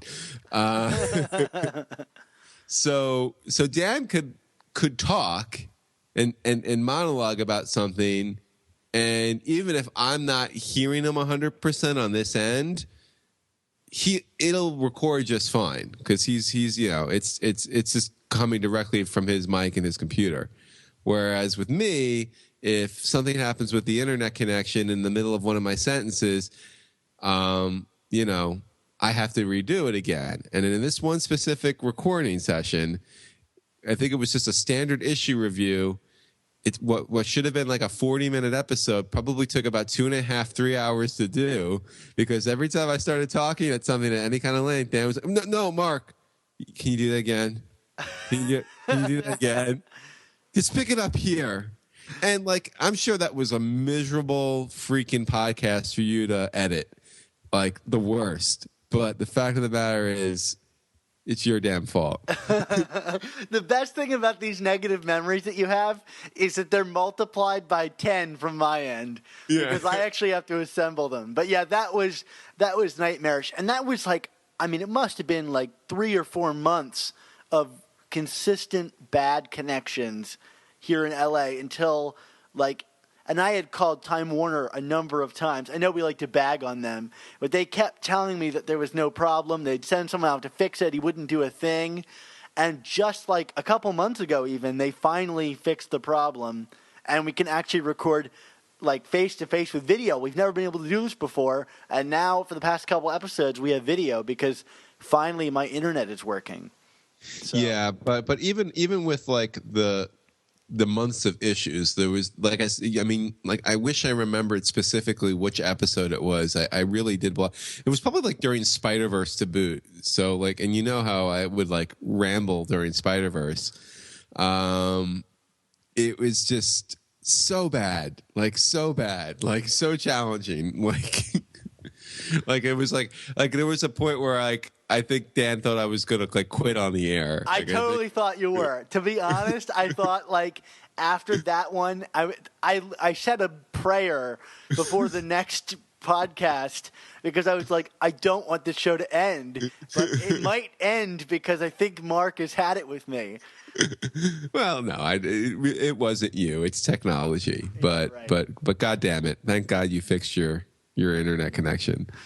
So, on my list of 5 memories, my number 5 is one that I think anybody who's listening to us for a while just can't forget. And I'm going to let one of our voice males tell you what it is. Hey, congratulations, Amazing Spider Talk people, on making it to 100 episodes. I imagine this 100th one will be gold embossed. We'll have 9 or 10 different covers, and that you will pad it out maybe by reprinting the origin story. And in the main story, Peter will inevitably meet Uncle Ben in a dream or a fantasy sequence and be reminded of first principles. That's what happens in an anniversary. This is Alan Cherstle. My first issue of Amazing Spider-Man was number 256 when I was maybe 9 or 10 years old. As you remember, that is the turning point issue where Mary Jane reveals she's always known Peter is Spider-Man. And it's a great fight issue, beautifully drawn by Ron Frenz. You know, Spidey versus Puma, and Spidey's got his arm in a sling, and everything is desperate, and they destroy his apartment. And it all felt so high stakes, so important, so much more alive and interesting than the other couple comics I've been reading, like the Marvel Spider-Man series. I mean, the Marvel Star Wars series, not Spider-Man, that I thought Spider-Man is clearly the most grown-up, interesting comic there is, and that every single thing hugely important happens to change the status quo, and I've got to be on this ride for the rest of my life. I think about 5 more important things have happened since then. I really, really loved it. It's been a great ride, and I've enjoyed the show very much too, guys. Keep it going.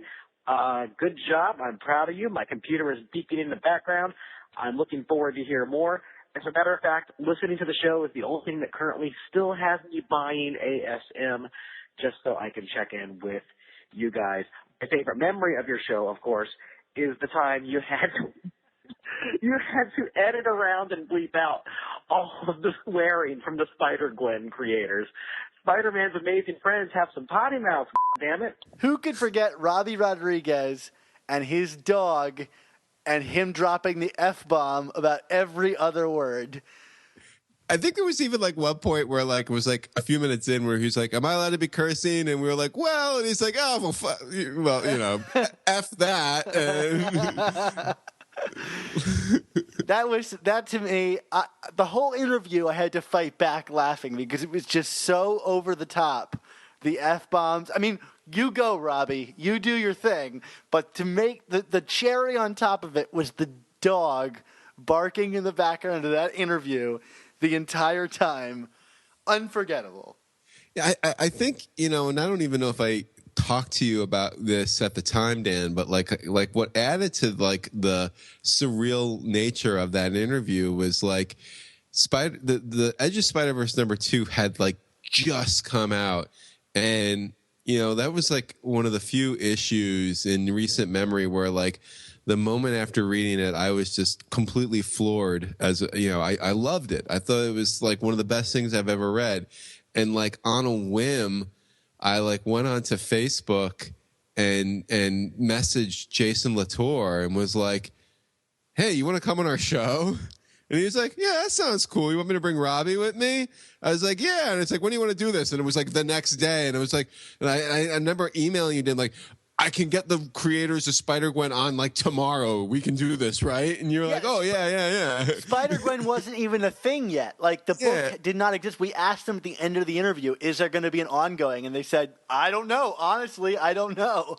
Yeah, I mean, like, it was just so, like, you know, like, it came together so quickly, and, like, it was, like, you know, not that I was starstruck, because it wasn't that, but, like, I was, like, it was, like, I read that comic, and I was like, I need to talk to these guys. Like, it was, like, one of the few times where I'm like, I need to talk to someone. I can do this now because I have a podcast. I'm going to use my power as a member of comic book media and try and get an interview with somebody. I mean, like, you know, everyone else, it's always been like, oh, we'll do some planning, you know, I'll ask this person, maybe we could do something in a couple of weeks. It was like, no, we got to do this now. And the fact, and I just remember, because Dan is a stickler for audio, I'm sitting here on my end during this interview and listening to this dog, and I'm like, oh my God, Dan must be having a heart attack. I was laughing because the cursing is what saved it, because if it was just the dog, it would have been annoying. But the fact that I could bleep out all of those curses just made it, like, comical. And I think that episode probably has, like, the most character of any episode that we've recorded. Also has some of the best bumpers. Oh, absolutely. The Arnold Schwarzenegger bumpers, which I totally don't use enough of. And it's a shame because they're so wonderful, but they're just kind of intelligible. Hey, everyone. This is Robbie Rodriguez, and this is my redneck sidekick, Jason Latour. Ain't nobody sidekick, boy. Y'all listening to the Amazing Spider Talk. Hey, man. This is Jason Latour. He's my Mexican friend right now. And this is Robbie Rodriguez, and you are listening to the Amazing Spider Talk. Get to the chopper. I'm Robert Rodriguez sidekick. Who you calling sidekick, boy? So what's your number 4 memory? My number 4 memory, you know, this is kind of a personal thing for me, and, you know, I don't even know if we've talked about this on the air all that much, but in 2013, I went to go cover New York Comic Con, and I had press credentials from both Chasing Amazing and Amazing Spider Talk, or Superior Spider Talk at that point. And you know, I definitely went into this biting off well more than I could chew. Dan, couldn't you? I guess, had you made it to were you out in California at that point? I think I just moved to California. Because it was this, I just knew that you coming to New York, and no, you know what? I think you were still in Baltimore, but I had something going on that weekend. Yeah, so I was going to be flying solo, and you know, again, as we mentioned, Dan has always been the technical guy of the two of us. So, like, I'm trying to conduct these interviews. I was using like GarageBand and my iPad, and with a mic hookup to do it, because I was like all paranoid about lugging around like a laptop and equipment around the Comic-Con, because it's I mean, I've never been to San Diego, and I know San Diego is the biggest, but I mean, New York is just huge. And like, Dan, I had the mother of all meltdowns that you had to kind of like talk me off the ledge from, because I just remember, you know, the first day, first day it was getting some interviews, and like half of them were inaudible. You know, I had this one interview with Humberto Ramos that like we couldn't even get a scrap of audio from. And I was just like, I just felt so defeated. And then like to top it all off, like I went to the panel where they were announcing Dan Slott on Silver Surfer. And, you know, I had been like messaging with Dan Slott on Facebook leading up to that. And he kept, you know, he was very upfront saying, I don't think I'm going to have time. I'm going from one thing to the other. But like, I kept saying to myself, I'm just going to like introduce myself to him again when I see him at this panel, throw a microphone in his face and get him for like 2 questions and be done. I was being cocky about it, even though I had done nothing right up to that point. And like, I tried to basically do that to Slott, and he looked at me like I was a crazy person and was like, kind of like, get away from me. Not in those words, but was just like, yeah, no, I really can't talk to you. And I just remember like I think I sent like this huge email to you, Dan, that night where I was like, "What is the purpose of this all?" And you sent me this response, and it just completely like snapped me back into shape and kind of like got me back on there. And it was like at that, there were a lot of moments where I could say this about doing this show with you, Dan, but like that was something more than anything else for me personally, where like I knew not only were you my colleague, the co-host, whatever, but you were a friend, because it was like I was really circling the drain, and like not because it was like, you know, I'm before I started in my current real job, which I'm not going to get into details for, I was a newspaper reporter. I did this kind of stuff, like interviewing people and celebrities, whether they be movie people or comic book people, was not daunting for me. And I felt so battered by Comic-Con because it's its own animal. And I was ready. That was actually more so than the internet night, Dan. I was ready to give up. Because I felt embarrassed as like a member of media or whatever you want to call it. Like I, you know, had to give him my card, and you really talked me out of it. And you know, I don't know if I ever thanked you for that, but I do. Well, that's really nice of you, Mark. I remember getting that email and thinking, boy, he's taking it really hard. And I can't remember exactly what I said, but you know. Cons are overwhelming, especially when you're trying to get things. And as a member of fan press, you know, we're in a weird state where cons are going from being very fan forward to being the exact opposite. And I think that was one of the things that you were meeting. It's like, it's not that Dan Slott doesn't want to talk to you. It's just that like the nature of these things has changed so dramatically, like that these creators, I think, are under just as much stress, because like they would love to talk Spider-Man, I'm sure, with their fans, because as much as we like to bag on Dan Slott now, and I don't know that we necessarily bag on him more than we are critical of his work, we were huge fans at the time, you know, and so it's hard to kind of like get a poo-poo from someone that you do a podcast about every week, you know, whose work you are so invested in. So like I said, I mean, and it was the cherry on top of the Sunday of like I said, botching the Ramos interview, botching a couple of others. Like I had to like go back to Edgar Delgado and interview him a second time because like the app that I was using crashed in the middle of and I didn't realize it. Like when I was using it the day before, so it like didn't record anything.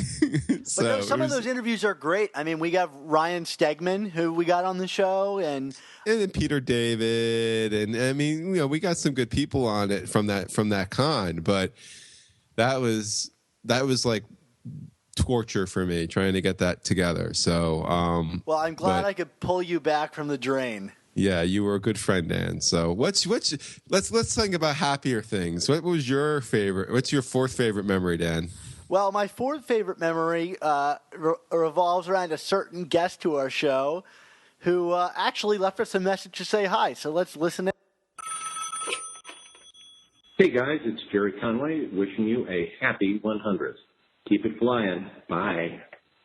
Keep it flying, Mark. That's Jerry Conway, who's been one of the most frequent guests on our show. We've had him on 3 times, and he's always a pleasure.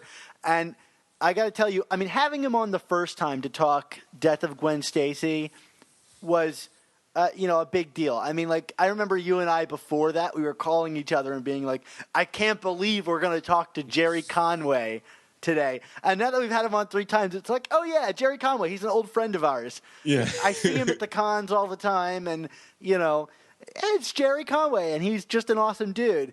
But like, we were so nervous to have him on. But yeah, I mean, and he's the first to joke when people refer to him as comic legend Jerry Conway, that he never thinks of himself as such, and that's how he conducts himself. He's just like another guy who really loves comics and happens to be working in them. And I think that's which has made him so easy to deal with from our end. Yeah, he's great. And he's been very supportive of the show. I mean, you just heard his brief little message there. But I think the memory I wanted to highlight was when he came on our show to talk the Amazing Spider-Man 2 movie with us, which I think is one of our better episodes, but is such a unique episode because I've never, you never see these comic creators doing interviews when their movies come out based off of their content, and I wonder why. And I thought this was such an insightful interview that we did with him about a guy seeing his work interpreted for the big screen. I had such a great time talking about that movie with him. Absolutely, and I remember I kind of liked the fact, like, I remember after I saw that movie for the first time, Dan, I think you were still a little more positive on it than I was coming out of it. Yeah. And I think we both kind of like have met in the middle, and well, I don't know if I've come around on things, but like I definitely feel you've grown a little more negative to it. I definitely have. But like you could definitely tell that Jerry was not impressed by it, but he discussed it, and he discussed his criticism of it in such, I felt, an elegant way that like it really wasn't like blatant, or he wasn't like hating on it or anything, and I don't know, maybe he was just talking to the room, and that's why it sounded that way to me. But it was really interesting because he had tweeted how much he enjoyed the movie and like had publicly put forward this, and then when he came on the show, whether he was reading our kind of negative impressions of it or whether he had come around on it, he entered into this conversation with this and kind of turned the tables on my expectations, where I thought he would be in love with it and we would kind of have to awkwardly go along with that. But we kind of all ended up on the same page and had a really interesting discussion about like comic book movies in general and what it means to adapt the character like Spider-Man. Well, yeah, that's a great memory, and talking to Jerry all times has been great. I mean, talking to all of the creators has been great. Here, I'm gonna keep on with my list, and I just found this very funny. Like my third memory is from, I believe it's our second episode.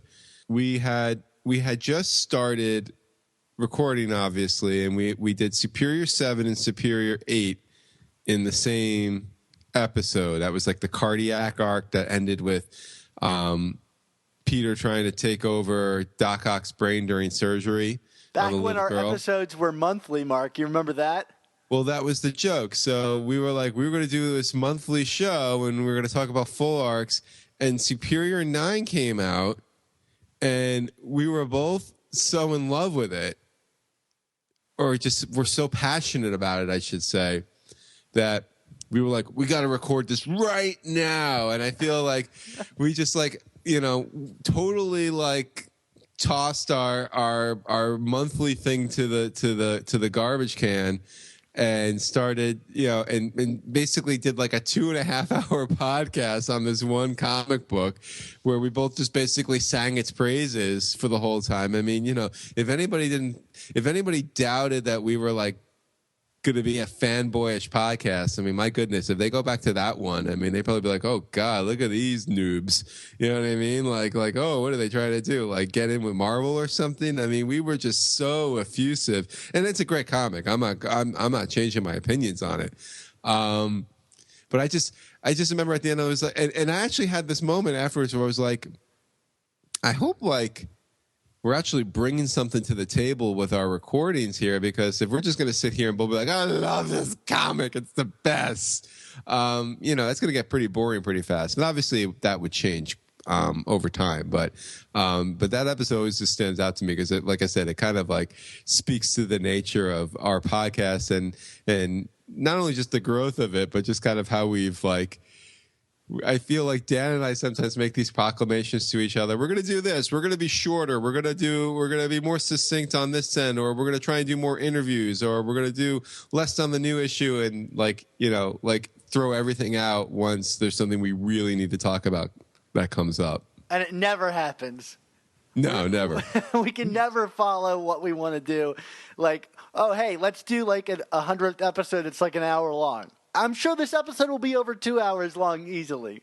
Yeah, so, with that in mind, let's keep it moving. Dan, what's your third favorite memory? So my memory is kind of broad, and I don't know if it's necessarily a memory, but it's something that, makes me happy just about every day and keeps me doing what I'm doing here. And it's that so much of the growth that has happened beyond the podcast regarding our interactions with each other and Spider-Man. I mean, creating the Superior Spider Talk website and, the fan community that has come up around the show and around that site and the contributors. I mean, I never thought that I would be this involved. I mean, when I first sent you an email about doing this, I couldn't have imagined how much it would grow to become this huge thing. I mean, look, we have a theme song to this show, and not only do we have a theme song, we had to do a competition between 3 separate songs to choose it.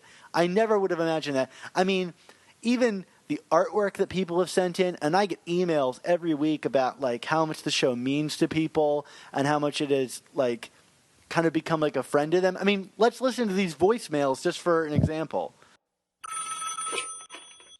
Hey, I just want to say thank you for doing this awesome show because my name's Thomas Smith and I live in the middle of Wyoming, which is the middle of nowhere, and there are absolutely 0 comic book shops in the area. And as such, I read all my comics digitally, and I don't really have very many friends who are into comics, and even then, they're not into Spider-Man. So listening to you guys and the Ultimate Spin is just really great because it feels like I actually do have friends who read Spider-Man comics like I do. Thanks again for the show, and happy 100 episodes. Bye. Hi, my name is Kevin Ewing, and I'd like to congratulate Dan and Mark on 100 episodes of amazing and superior Spider Talk. I'm a relatively new listener, having discovered the podcast last August, but I've been a Spidey fan since first seeing him either on reruns of the 67 cartoon or on the Electric Company. I had a few comics purchased for me as a child, and my serious comic reading of Spidey started in the late 80s, and I haven't stopped since. Let me destroy any credibility that gives me with you two by saying I enjoyed the ending to Superior Spider-Man and had a lot of fun with Spider-Verse. I enjoy listening to your podcast because of your obvious love of the character, your knowledge of his vast history, your backing up of the things you don't like with logical and sound reasoning, even when I don't share the same opinion. Plus, I have 0 friends that read comics, so it's nice to listen to 2 pseudo-friends talking about my favorite character. During my binge listening of all the old episodes, it seemed my wife would always come into the room just when you were talking about something to do with Peter Parker, and she was convinced I was listening to the same section of the same podcast over and over again. Her favorite thing to do was to enter the room, say, "Well, I think Peter Parker, blah, blah, blah, blah." Turn around and leave. I'm more than a little thankful she never heard discussions on Spider-Man Rain and its radioactive sperm. Anyway, thanks to both you for providing many hours of listening pleasure on such a beloved character, and I look forward to the next 100 episodes. Hey, Dan and Mark. Jason from Montreal.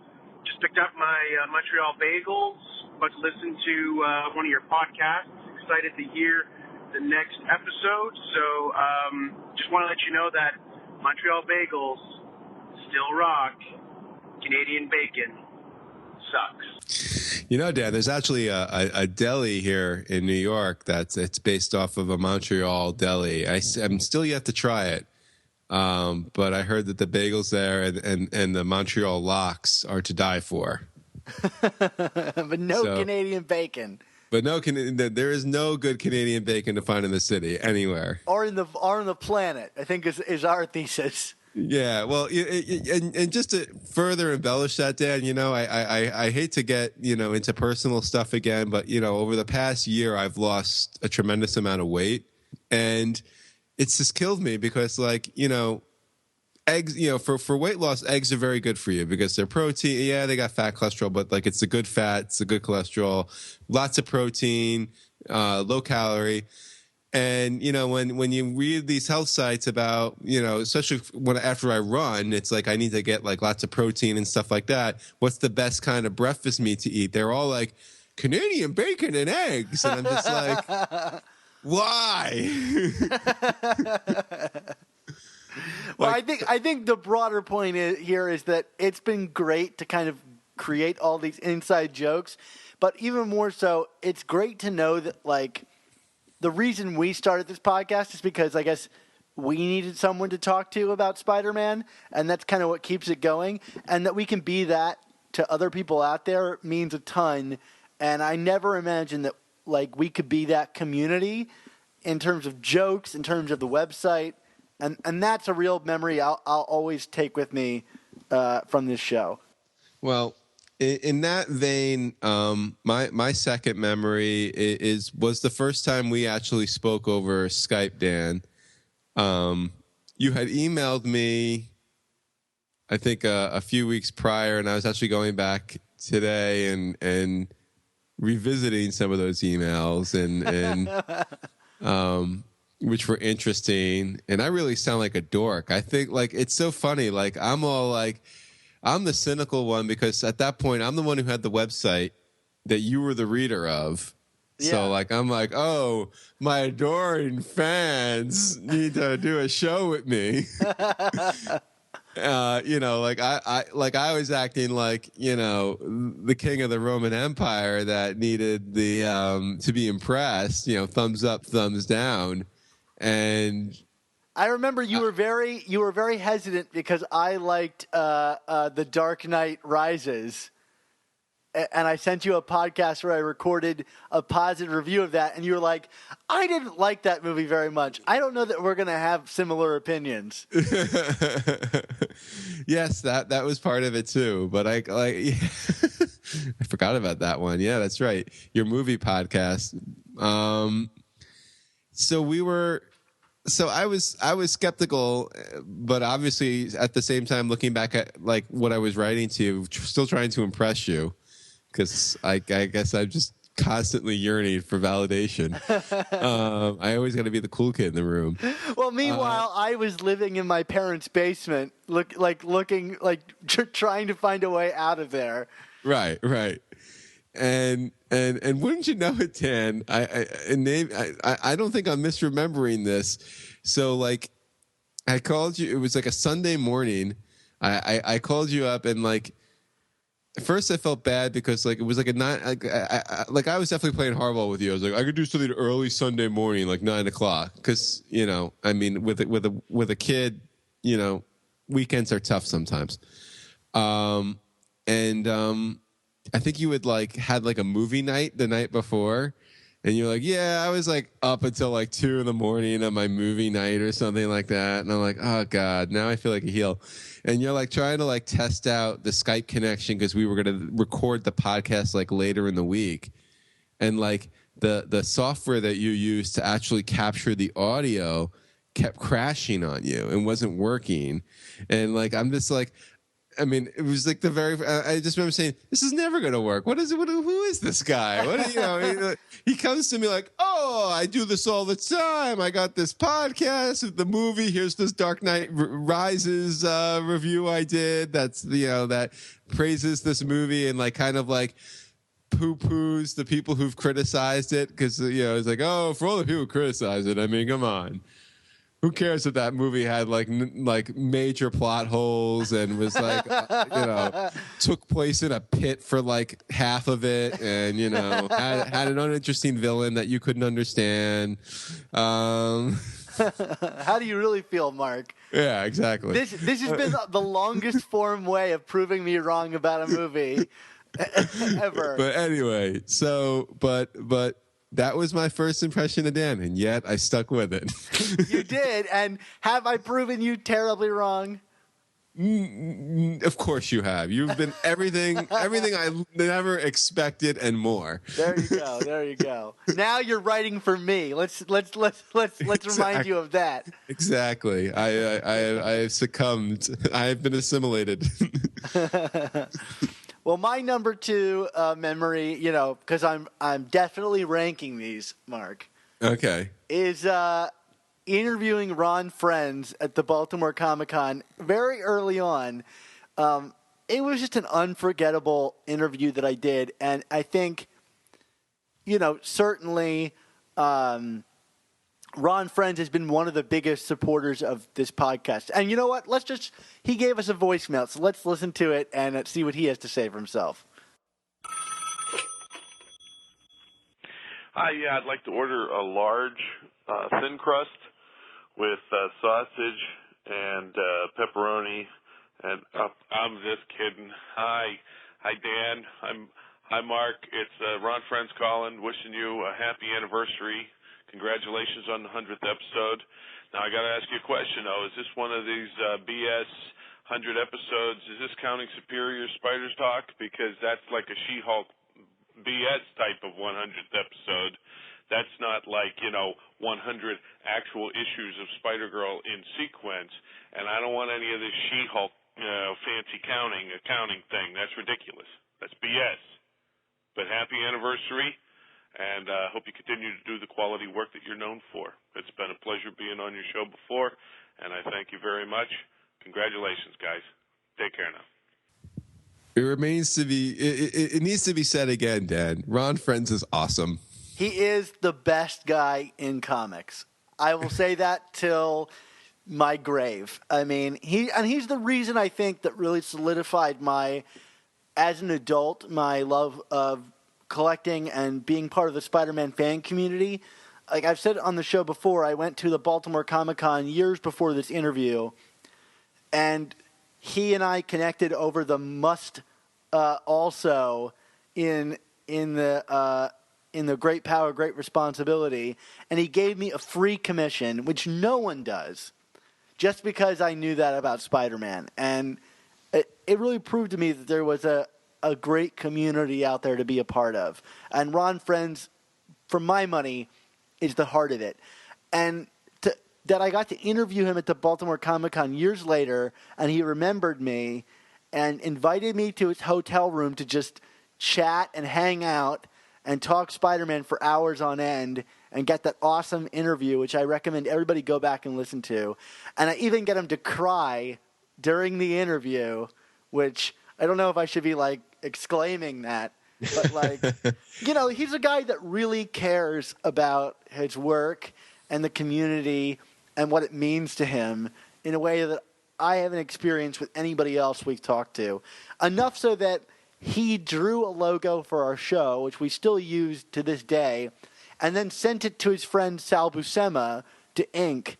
I mean, who else would do that? I can't think of anyone else in the community that we've talked to that would go to that length. And then we debuted that logo 30 episodes later. But yeah, it was amazing. And on a personal note, I'm looking for work after grad school right now. And Ron Friends has been actually very helpful in that regard, sending personal emails to people on my behalf, recommending me for jobs in the comic industry. And I don't know what to say. I mean, Ron Friends, he's just the man. He is the man. And it's a friendship I will not forget. Absolutely. Well, Dan, speaking of friendships, we'll not forget, because who could forget us? I think we have similar number one memories, but I'll kick us off. It's the time I met Dan in person. We had been doing the show for a couple of months. Oh, I think only 2 months. Yeah, well, I think so we were like, we wanted to start looking into some creator interviews, and there was a Comic-Con in Connecticut, that was going to have some guests, like DeFalco was going to be there, Jam DeMatteis was going to be there, Mark Bagley, and looking back on it, that was a hell of a lineup at that con for us. Yeah, that was not a bad lineup at all. I mean, Danny Figueroa, Jim Salicrup were there, and we said, well, we're going to do this, and so Dan came up from Baltimore. He got there late that night because I felt bad because I was going to take you out to like one of the really nice Chinese restaurants near me because I'm by Brooklyn Chinatown, and like everything was closed by the time we got here. I think we ended up like the one like Thai place that was open that wasn't like super authentic good Thai. It was just Thai. And then we ate it on your couch hastily. Yeah. Well, I don't have a table. Those are expensive. Well, it's not even that it's expensive. You need room for those. Yeah.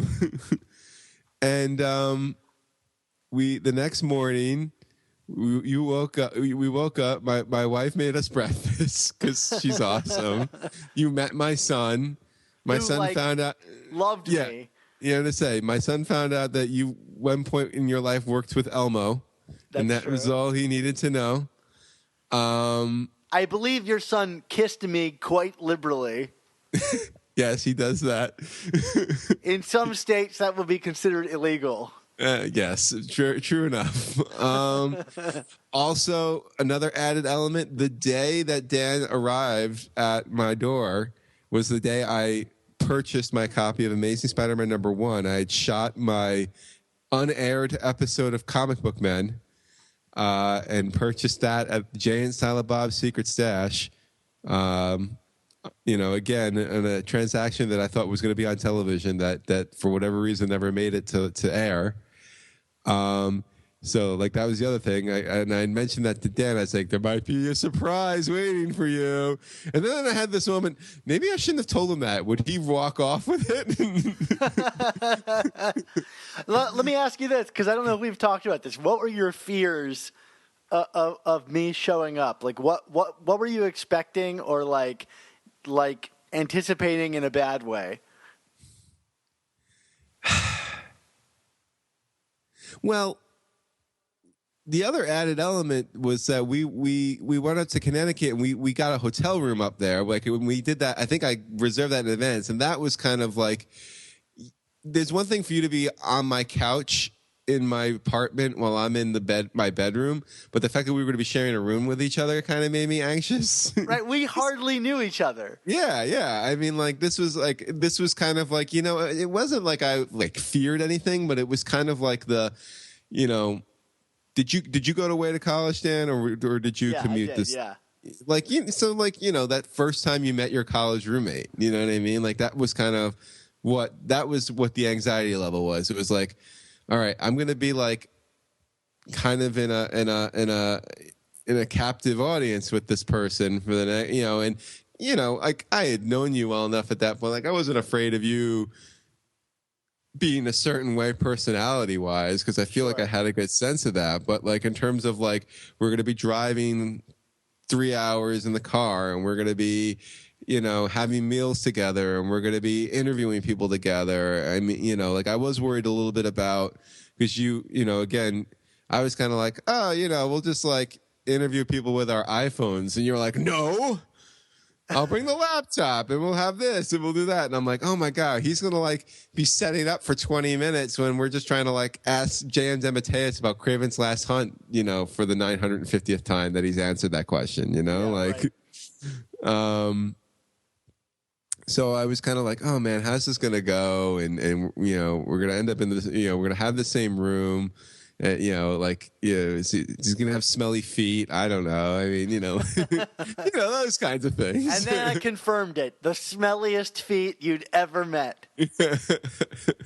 No, but you did. You were having a lot of fun after only like 1 or 2 beers. That was my one take. I was like, oh, he's great to travel with. Just don't give him a lot of alcohol, or give him a lot of alcohol, but then watch him fall asleep on you. Yeah. And then we were having alcohol, and like all of the creators we had interviewed were like a booth over from us. Yes, I remember Danny Figueroa came because he was explicitly having dinner with Mark Bagley, and Danny was like, "You see, we are friends in real life," or something like that. I remember to say that. That's just like, oh, I never doubted it. Well, maybe a little bit, but. So yeah, we got those awesome interviews, and like there was that whole point where I didn't have enough money to pay Mark Bagley for his commission, so I had to be running from like, oh no, my bank account got shut down for some reason. Yes. Yeah. So I lent you the cash, and yeah, that was like, I mean, Dad, I love you now and would have no reservations about that, but like that was something where I was like, all right, I'm giving this guy like a lot of cash. and we definitely wouldn't have gotten that Bagley interview if we didn't get the commission either. Yeah, he was one of. And don't forget about our interview with DeFalco, where like, oh my God, like this is where we got to learn the quirks of Tom DeFalco. The 'Cause, like, legendary Tom DeFalco. the legendary Tom DeFalco, because everyone else was like very like, yeah, sure, I'll talk to you. I mean, there was no hesitation about it. And DeFalco, like, first he gives us both like the stink eye of all stink eyes when we asked him about it, and like we didn't know this is how he is, and he's just it's like not that he's faking it, but like this is just part of the persona at this point. You know what I mean? Like I would just laugh at him now. Yeah. I remember you were quite nervous for a while after that. I don't think Tom DeFalco likes us, and I was like, no, I think that's just his humor. Yeah. I didn't understand these things. And then like we started the interview and like I remember we brought up our collections and I was like, yeah, I almost have every issue, but not the annuals. And he's like, well, then you don't have every issue. And it's like, oh, he's one of them too. That's a lot of power in my corner, Mark. I know. But that was just an amazing experience. And, again, I mean, I know I said this earlier, like, oh, that's when we became friends. But, like, that's where we really got to know each other. And I feel like, it made recording with you just that much easier because it was like I wasn't just meeting this stranger over the internet anymore. It was like, this person that I knew very well, it seemed like. It's very strange to me that we've still only met twice in real life, but we spend at least a night a week together. Yes. And it's a bummer because I love the East Coast and I miss being there. And I'm sure if I was still living there, that number would at least be triple what it is today. I'm sure we would have met up half a dozen times by now. If you were in Baltimore, if you were in New York, we'd be meeting up every weekend. Yeah, that's true. That's true, and that might be a real possibility down the line. You never know. But you gotta, we gotta get you back here, man. Yeah, no, you and me both. get you some Essa bagel. Oh gosh, because they closed down on First Avenue. I don't know that I can accept any other one. Yeah, well, there's others. Come on. Well, so you were digging back through the emails, but I was digging back through our initial emails too, and I discovered what I thought was a real gem, which is our powwow sessions surrounding what we thought the name of the show should be. So I made a list up, and Mark, I sent you the list of our initial ideas for the name of this show. So Mark, why don't you tell us some of your ideas? All right, so I apparently suggested the Sup Spider-Man, an amazing podcast. I actually kind of like that, but I think you thought it was too long. Yeah, it's a little long. It's Sup Spider-Man, come on. The amazingly superior Spider-Man show. That is definitely too long. Spider-Man Chasers, which plays off the fact that we're both collectors going after runs.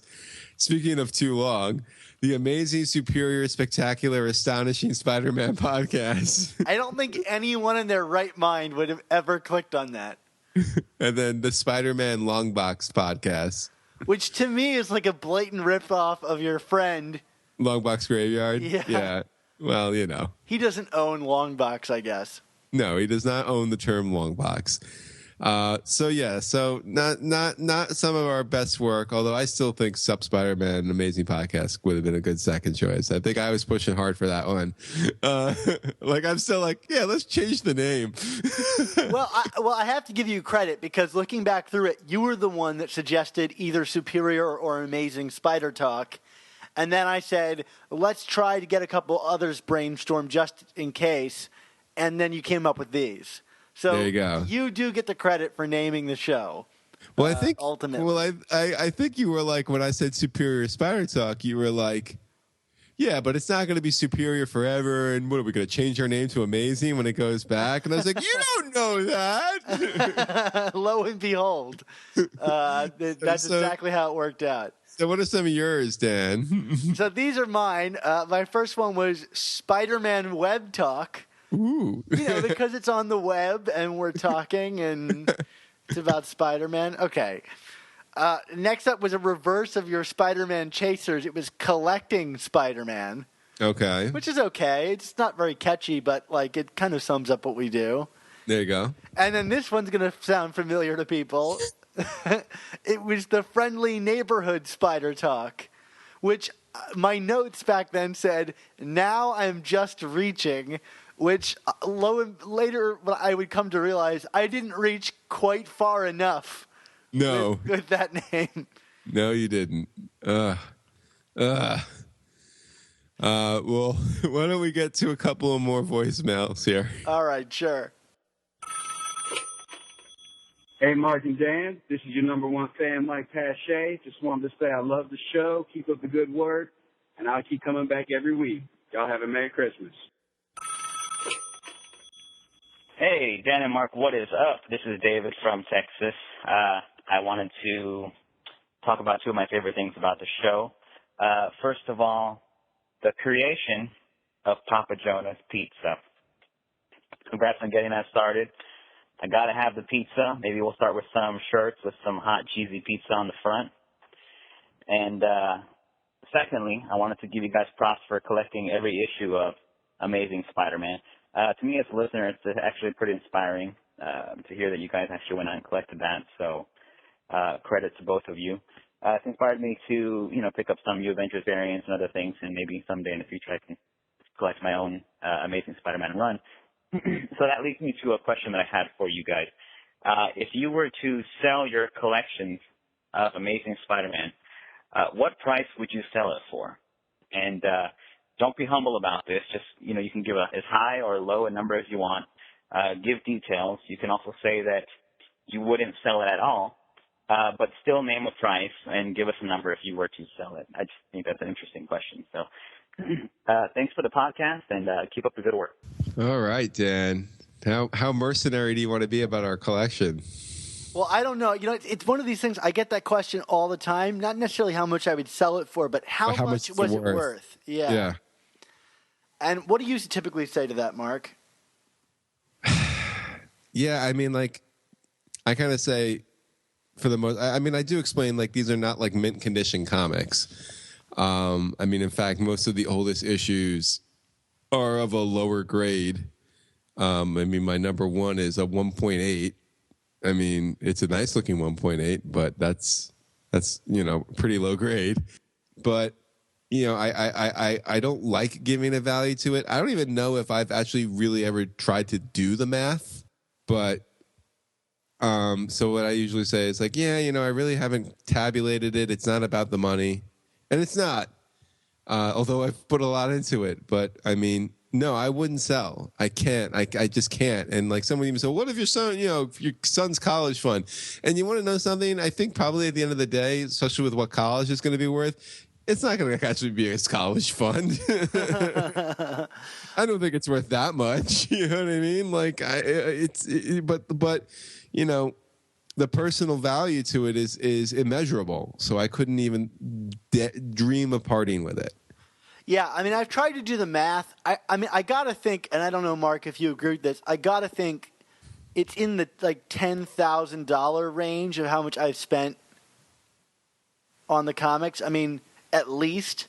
You got to think some of these issues, if they're each at least $3 or, some once you get down to the Stan Lee, every issue is $30 or whatever you spent on it, Right.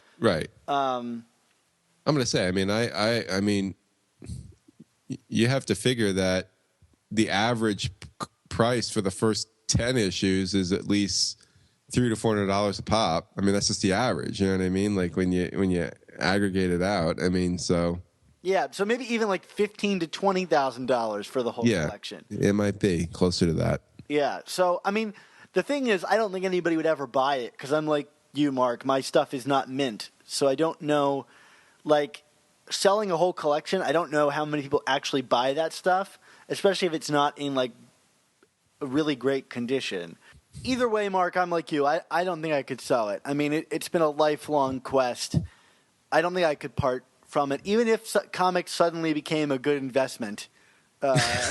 Which I've read reports that it's actually not they accrue value. So, but and certainly my number one. But I mean, I guess if I couldn't feed myself or my children, and that was the last option, yeah, absolutely, I would sell it. People and relationships always mean more to me than paper printed comics, but like they are. Okay. I consider them my prize item that I own.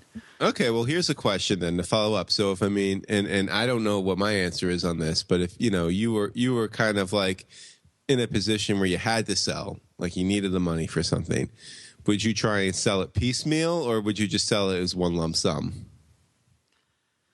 I mean, I would try to do it piecemeal because I think you could make more money that way. Yeah. But I think that's a ton of work. So yeah, it's just, it depends on how much time I have and how much I'm willing to put into the investment. I mean, for me, the next step of my collection, once I get a job and some income that is relatively disposable, which I don't know if that'll ever be, but here's hoping. Yeah. Will be to go back through my issues and see what ones I feel like need to be upgraded and I could get better copies of. I mean, I'm never going to have like CGC graded mint stuff, but right. I know there's a couple issues. Like I know my issue 2 is real beat up, and I would love to get another one. So that's the next step for me. All right, Dan. Well, as much as it pains me to say it, I think you need to take us home. And I got to start editing this darn thing. I know. Godspeed, my friend. It's our longest podcast ever. Yay! Well timed. and thank you, listeners, for following us for 100 episodes. Even if you're new, it means the world to us. We love hearing from you. And man, 100 episodes, Mark. This is the end of the 100th episode. It'll never be an 100th episode again unless we reboot and try to cheaply get back to 100. Yeah, well, sales, baby. Sales. No, who are you kidding? We'll reboot and then we'll just, cash in on the 200th episode, Yeah, absolutely. Absolutely. Or what if we started doing these essential episodes. What if we go back before we did essentials and took out the retro segments as their own individual episodes? We could get to like 200 next week, I bet. Come on, Dan. Work with me here. Yeah, we could definitely do that. But, of course, if you want to hear all of those 99 podcasts prior to this one, you can find all of our new Amazing Spider Talk and our significantly old now Superior Spider Talk podcast at superiorspidertalk.com, or find us in iTunes and Stitcher by searching for Amazing Spider Talk. And if you do, please make sure you leave us a review. We're at 92 of them. I'd love to get to 100 and match our show.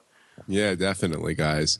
Also, be sure to check out our Facebook pages and to subscribe to our sister podcast, the terrific Ultimate Spin. The show is called The Ultimate Spin. I'm calling it a terrific show. Not quite 100 episodes, but how far along are they, Dan? I think they're on 32 episodes.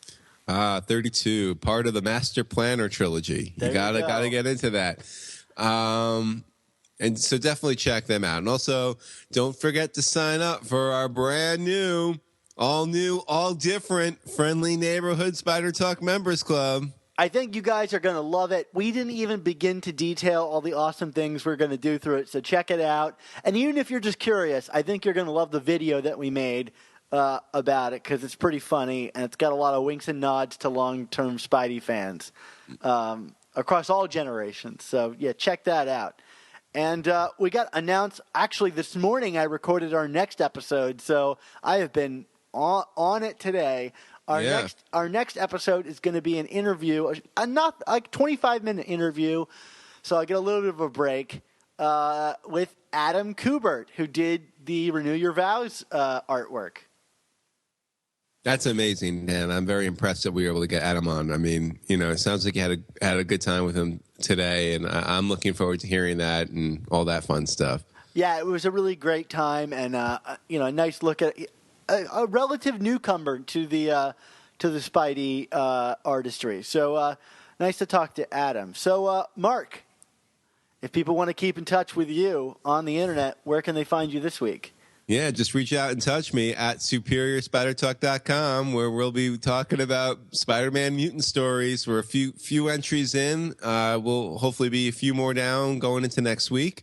And, of course, you can find me on Twitter at ChasingASMblog. Dan, where can we find you? Of course, you can find me on Twitter at @SupSpiderTalk, or my more personal account at Dan Gvozden. You can find all of our awesome work at SuperiorSpiderTalk.com with all of our awesome contributors doing all their awesome work too, writing all those reviews and Mark's featured pieces, like he just said. And yeah, you can read my movie reviews at grindmyreels.com. I think I'm headed off to the Sundance Film Festival, so I might have some awesome reviews out of that festival going up there. That's awesome, Dan. Well, I mean, everyone who's listening to this show, whether it be for 100 episodes or one, should know we kind of always like to end things on a certain way. But I think before we get to that, we need to get to a voicemail first. Hey, Mark and Dan. I'm calling in because I've been a long-time listener of your show now, and it's just always so awful to hear about Mark's Uncle Ben. I mean, he just has to go through the toughest experiences. I can relate personally because I have an Uncle Ben too, and he also passed away recently as well. And I don't want to get into the horrible details because it's all pretty bad as well, but he told me one thing before his passing. With great power, annuals also count.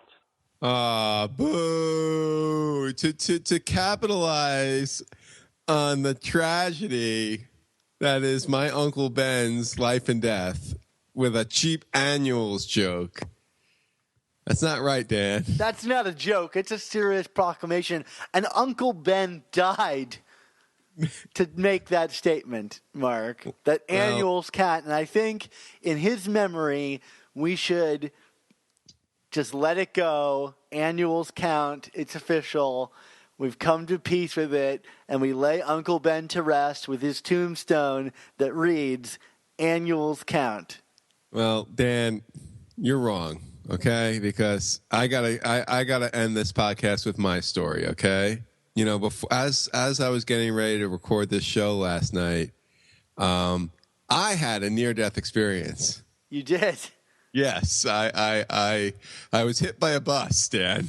Wow. And yeah, and I don't know how I'm here walking. How Kilgravian of you. Yeah, it was, yes, very Kilgravian of me.